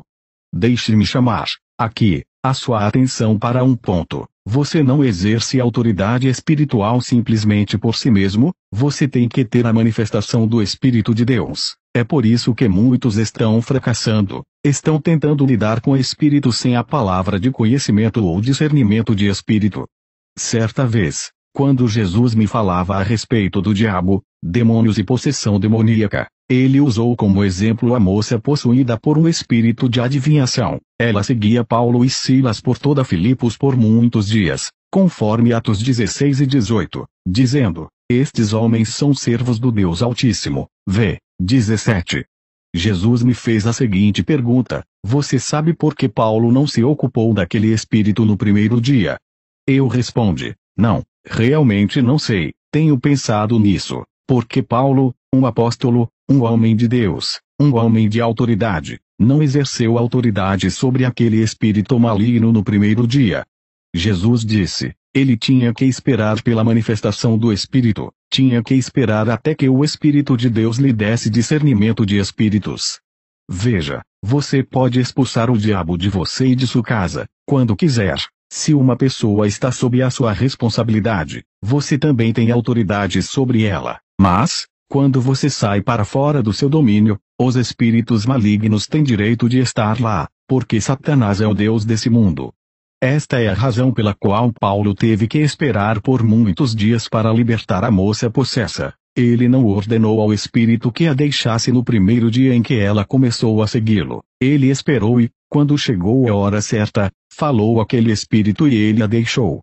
Quando na fila de cura impus as mãos sobre a mulher, não houve nenhum espírito, mas tive uma palavra de conhecimento. Naquela época, não tinha o discernimento de espíritos atuante em meu ministério, mas tinha a operação da palavra de conhecimento. Quando impus as mãos sobre ela, sua vida passou diante de meus olhos como se eu estivesse vendo uma tela de televisão e fiquei sabendo de toda a sua história. Disse a seu marido: não vou orar por ela aqui, leve-a ao gabinete pastoral. Terminado o culto irei até lá com o pastor e ambos conversaremos com vocês. Então ele a levou. Eu e o pastor fomos até o gabinete. Fiquei sabendo que o marido dela era diácono daquela igreja. Disse-lhe: queria que o pastor estivesse aqui como testemunha. Ele dará sua palavra de que nunca me disse nada a respeito de sua esposa. Não conheço ninguém nesta cidade a não ser este pastor. Jamais vi você nem sua esposa antes. Vou lhe dizer por que não orei por sua esposa em público. Quando impus as mãos sobre ela, sabia no meu íntimo, pude ver tudo isso no momento que sua esposa certa vez ouviu um evangelista dizer que o Senhor havia falado com ele em voz audível. Ela começou a pedir a Deus que lhe falasse em voz audível, também. O que ela não compreendeu bem foi que o evangelista não disse que ele estava pedindo a Deus que falasse daquela maneira. Ele não pediu a Deus que fizesse, simplesmente estava esperando de Deus. Quando você começa a buscar uma voz audível, o diabo atenderá. É errôneo tal comportamento. Demônios começaram a falar com ela. Continuei. Ela começou a ouvir essas vozes que a levaram à loucura. Você me disse que ela esteve uma vez num sanatório. De fato, ela esteve lá 2 vezes, não é verdade? O marido respondeu: quem lhe disse isso? O Senhor, falei. Ele também me mostrou que você levou sua esposa a um culto de cura e o evangelista não pôde libertá-la, então você ficou contrariado com o pregador. Vi, então, através do Espírito, que você a levou a um culto cujo dirigente era profeta e não pôde libertá-la, e agora você está zangado com o profeta. Eu não poderia fazer por ela mais do que os outros 2 anteriores fizeram e você se zangaria comigo. Por esta razão não orei por ela. Agora vou lhe dizer por que eles não a libertaram e por que não posso libertá-la. Ela não quer ser liberta. Enquanto ela quiser ouvir estas vozes, vai ouvi-las. Ela não está demente. Ela está ouvindo tudo o que eu estou dizendo. Voltei-me para ela e disse: bem, irmã, quando chegar o momento em que não quiser mais ouvir estas vozes, procure-me e eu a ajudarei. Bem, ela disse: eu quero ouvir estas vozes. Então lhe responde: eu sei que você quer. Alguém pode dizer: bem, talvez ela não soubesse o que falava. Se isso fosse verdade, o Senhor me teria dito. Eu também ficaria sabendo. A Bíblia diz, com relação ao ministério de Jesus, que ele expulsava demônios com sua palavra. Também diz que expulsava pelo Espírito de Deus. Não era só a sua palavra operando, separada do Espírito de Deus. Leia o capítulo 12 de Mateus. Os fariseus estavam acusando a Jesus de expulsar demônios por Beelzebu, o príncipe dos demônios. V. 24. Jesus respondeu: se eu expulso os demônios pelo Espírito de Deus, é conseguintemente chegado a vós o reino de Deus. V. 28. Sabemos pela palavra de Deus que temos autoridade espiritual, mas devemos depender do Espírito Santo como ajudante no exercício desta autoridade. Não podemos fazê-lo por nós mesmos. Como mencionei anteriormente, se o diabo me ataca, tenho autoridade sobre ele, porque tenho autoridade sobre minha própria vida. Posso dizer-lhe que saia de minha casa imediatamente. Também posso controlar situações, enquanto as pessoas estiverem na minha presença. Exemplificando, um pastor, meu amigo de Fort Worth, Texas, foi comigo certa vez a um acampamento na Califórnia em que eu pregava. Sofrerá de diabetes durante muitos anos e tinha que observar sua urina todas as manhãs para determinar a quantidade de insulina que precisaria naquele dia. Na tentativa de ensinar-lhe uma lição de fé, voltei-me para ele enquanto saíamos de sua casa e lhe disse: você não encontrará açúcar nenhum, enquanto estiver comigo. Veja, eu podia controlar aquela enfermidade enquanto ele estivesse comigo, enquanto ele estivesse em meus domínios, mas não podia controlá-la quando estivesse longe de mim. Teria que treiná-lo a exercitar a autoridade espiritual por si mesmo. Olhou para mim como se não acreditasse no que ouvia, mas esteve comigo durante quase 2 semanas e não observou nenhum açúcar, embora tenha comido torta e bolo. Eu sei que vou achar açúcar hoje, ele dizia. No entanto, após fazer o teste dizia: isso supera tudo que já vi em toda a minha vida. Mais tarde me contou que só começou a achar açúcar de novo, 3 dias após ter voltado para casa. Veja, tinha reivindicado autoridade sobre aquela enfermidade. Embora eu tivesse controle sobre a força oculta, não tinha controle sobre a vontade daquele pastor. Poderia controlar a força oculta enquanto o pastor estivesse na minha presença, e tentei convencê-lo de que poderia exercer a mesma autoridade. Porém, ele não conseguiu. Ele esperava que a diabetes voltasse e foi o que aconteceu. Passaram-se 5 anos até que ele finalmente compreendeu sua autoridade espiritual. Alguns de nós pregadores, às vezes somos muito lentos. Se eu pudesse ficar com outras pessoas, constantemente, poderia ajudá-las também, mas não posso viver com as pessoas, não tenho tempo.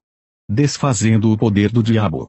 Anos atrás, quando o meu irmão mais velho se encontrava prisioneiro do diabo, eu disse: Satanás, em nome de Jesus Cristo, desfaça o teu poder sobre a vida de meu irmão, e exijo que ele seja liberto e salvo. Em aproximadamente 2 semanas ele foi salvo. Estivera tentando levá-lo à salvação durante 15 anos, sem resultado algum. Quando tomei esta atitude e exerci minha autoridade espiritual como crente, funcionou. Alguém que me ouvia dizer isso, disse que tentaria a mesma coisa para ver se daria resultado. Sabia que não iria dar certo, porque eu não havia tentado, eu havia feito. Alguns crentes dizem que tentarão algo, pois isso surtiu bom resultado com outra pessoa. Se eles estudarem a palavra de Deus e se revestirem de seus ensinamentos sobre autoridade, funcionará. Mas, se tentarem agir de acordo com a palavra de Deus sem realmente ter esta palavra edificada em seus espíritos, o diabo os derrotará profundamente. Você tão somente terá vitória sobre o diabo num combate, quando tiver uma base da palavra de Deus e estiver agindo de acordo com ela. Porque as pessoas perdem a cura alcançada. É comparativamente mais fácil receber a cura, quando as pessoas estão num lugar onde o nível de fé é alto, onde há uma concentração de fé ou onde os dons do Espírito estão em operação, do que numa situação oposta. É isso o que acontece nas grandes reuniões. Vi isso acontecer nas reuniões de evangelistas renomados durante os dias do reavivamento de cura, ocorridos nos Estados Unidos entre 1947 e 58. Entretanto, quando estas pessoas voltam para casa, o diabo vem junto com os sintomas mentirosos. As pessoas não têm fundamentos de fé em si, o diabo traz as mesmas coisas de volta. É por essa razão que você vê pessoas serem libertas de espíritos malignos, enfermidades e de muitas outras coisas, e quando as encontra de novo estão no mesmo lugar que estavam antes. Alguém dirá: bem, eles nem mesmo chegaram a ser curados. Como poderia um aleijado que nunca andara antes andar, se não tivesse sido curado? Se isso não foi cura, o que foi? Como poderia um cego ver? Eu os tenho visto fazê-lo se nunca o tinha feito antes. Como poderia um surdo, que nunca antes tinha ouvido, ouvir?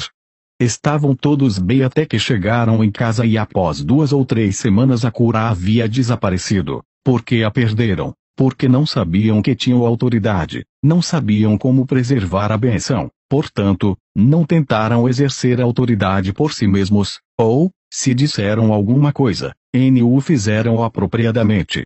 Tenho visto vítimas de pólio completamente curadas, os pés e as pernas endireitados num período de 10 dias perderem a cura recebida.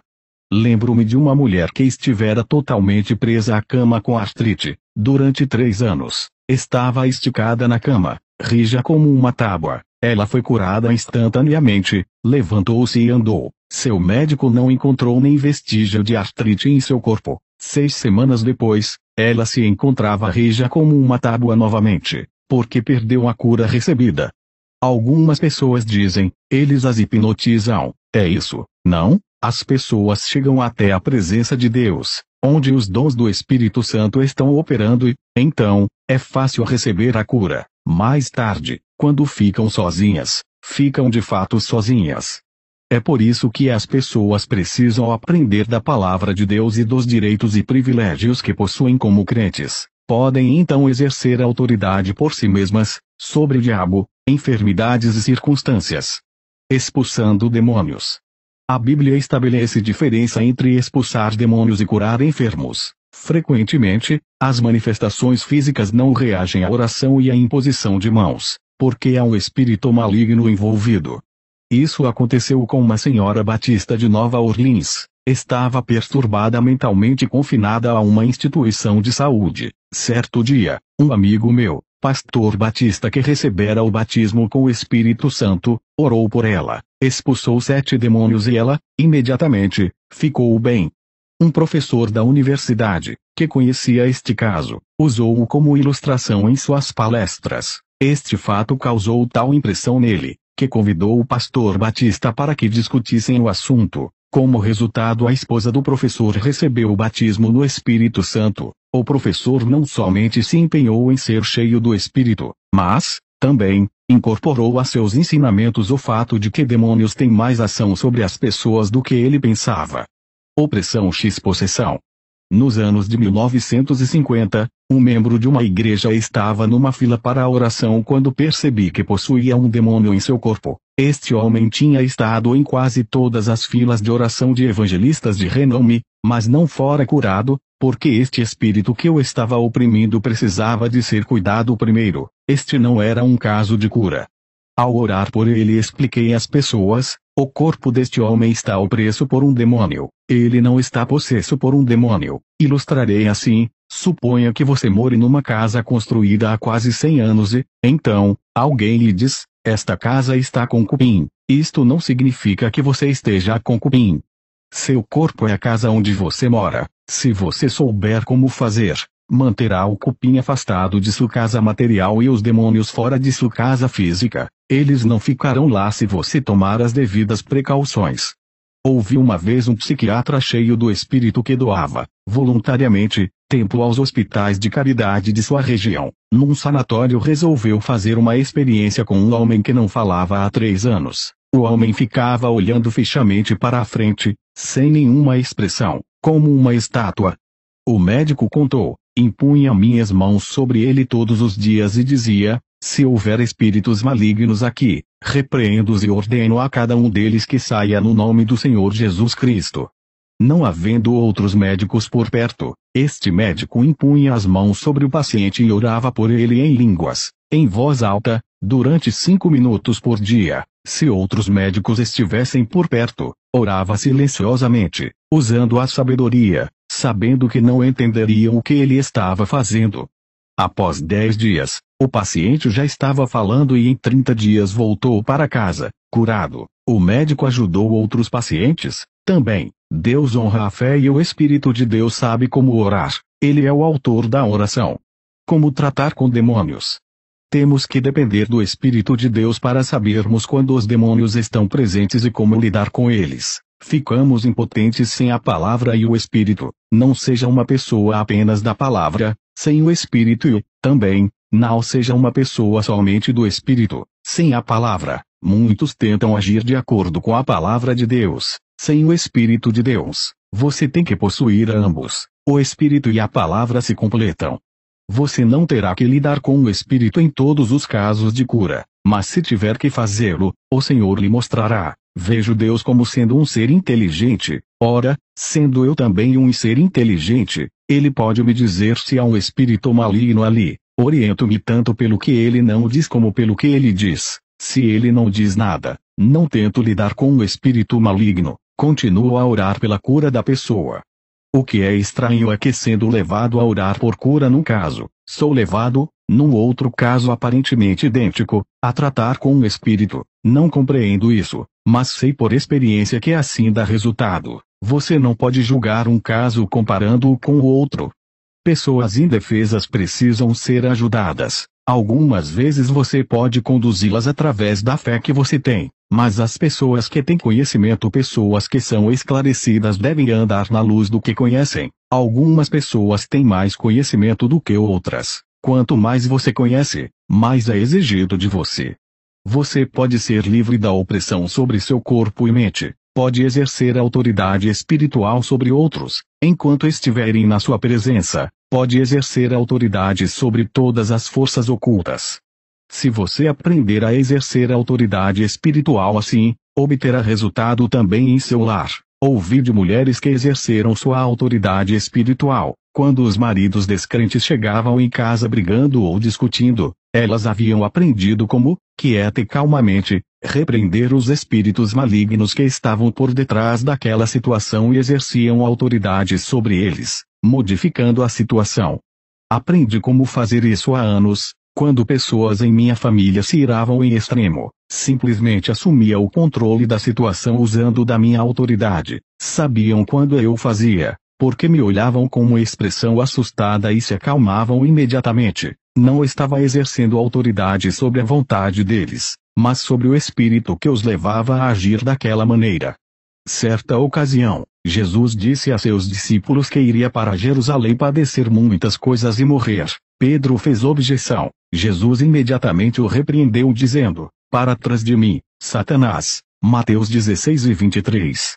Jesus não estava dizendo que Pedro era Satanás, estava dizendo que Pedro, naquele momento, se posicionava do lado da dúvida, da descrença e do diabo. Algumas vezes os cristãos, inconscientemente, se entregam ao inimigo, mas podemos exercer autoridade sobre esse espírito.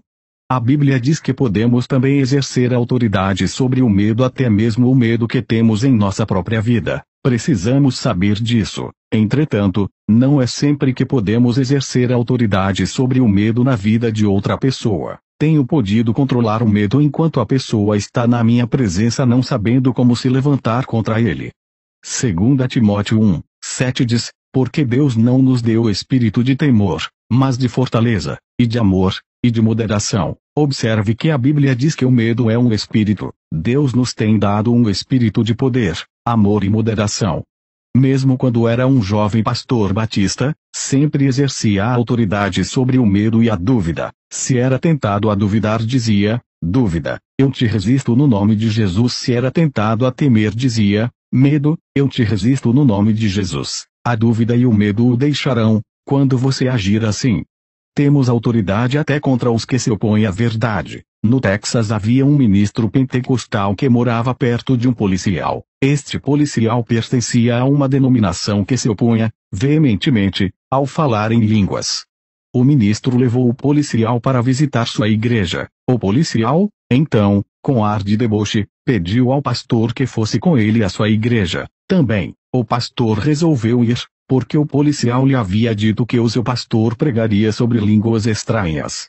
Durante o sermão, este pastor não baseou nenhuma de suas afirmações na Bíblia. No entanto, falou sobre diferentes coisas que ouvira ter acontecido no meio desses faladores de línguas. Começou a imitar o falar em línguas. Ao ouvir isso, o pastor pentecostal exerceu autoridade sobre a situação. O pregador parou abruptamente, empalideceu e se sentou sem terminar o sermão. O policial percebeu o que acontecera. Depois, foi até ao pastor pentecostal, apertou-lhe a mão e o abraçou dizendo: "Bendito seja Deus, estou contente por Deus o ter interceptado. Ele deveria ter sido mais sensato." Na noite seguinte, o pastor se desculpou por falar sobre um assunto do qual não tinha suficiente conhecimento. Disse que se sentia como se Deus o tivesse amarrado e acrescentou que é melhor deixar as coisas como estão, quando não se sabe muito sobre elas. Resistir ao diabo. Frequentemente nos apercebemos que certas provações em nossas vidas são trabalho do inimigo e pedimos a Deus que o repreenda alterando as circunstâncias para nós. Entretanto, a palavra de Deus nos fala para nós mesmos repreendermos o inimigo. Tiago 4:7 nos diz: "Resisti ao diabo e ele fugirá de vós." A autoridade sobre o diabo nos pertence, a responsabilidade é nossa. Se resistirmos ao diabo, ele fugirá de nós. A Bíblia não diz: "Peça a alguém para resistir ao diabo para você." Diz que nós devemos resistir ao diabo. Muitos de nós ficamos preguiçosamente sentados, esperando que Jesus faça alguma coisa, quando cabe a nós resistir ao diabo. Por quê? Porque temos autoridade para isso. Sempre queremos que alguém faça a tarefa que é nossa. Naturalmente, vamos sempre ter bebês espirituais e devemos ajudá-los com nossa fé, mas alguns de nós devemos crescer o suficiente para poder ajudar no cuidado com os bebês e não deixar que o pastor faça tudo sozinho. As adversidades existem, porque nós permitimos que sejam assim. Mateus 18:18 diz: "Em verdade vos digo que tudo que ligardes na terra será ligado no céu, e tudo que desligardes na terra será desligado no céu." Assim é na versão de Almeida. Gosto de uma outra tradução, que li certa vez e que diz: "Todas as coisas que recusardes serem permitidas na terra serão recusadas a serem permitidas no céu." Exerça sua autoridade.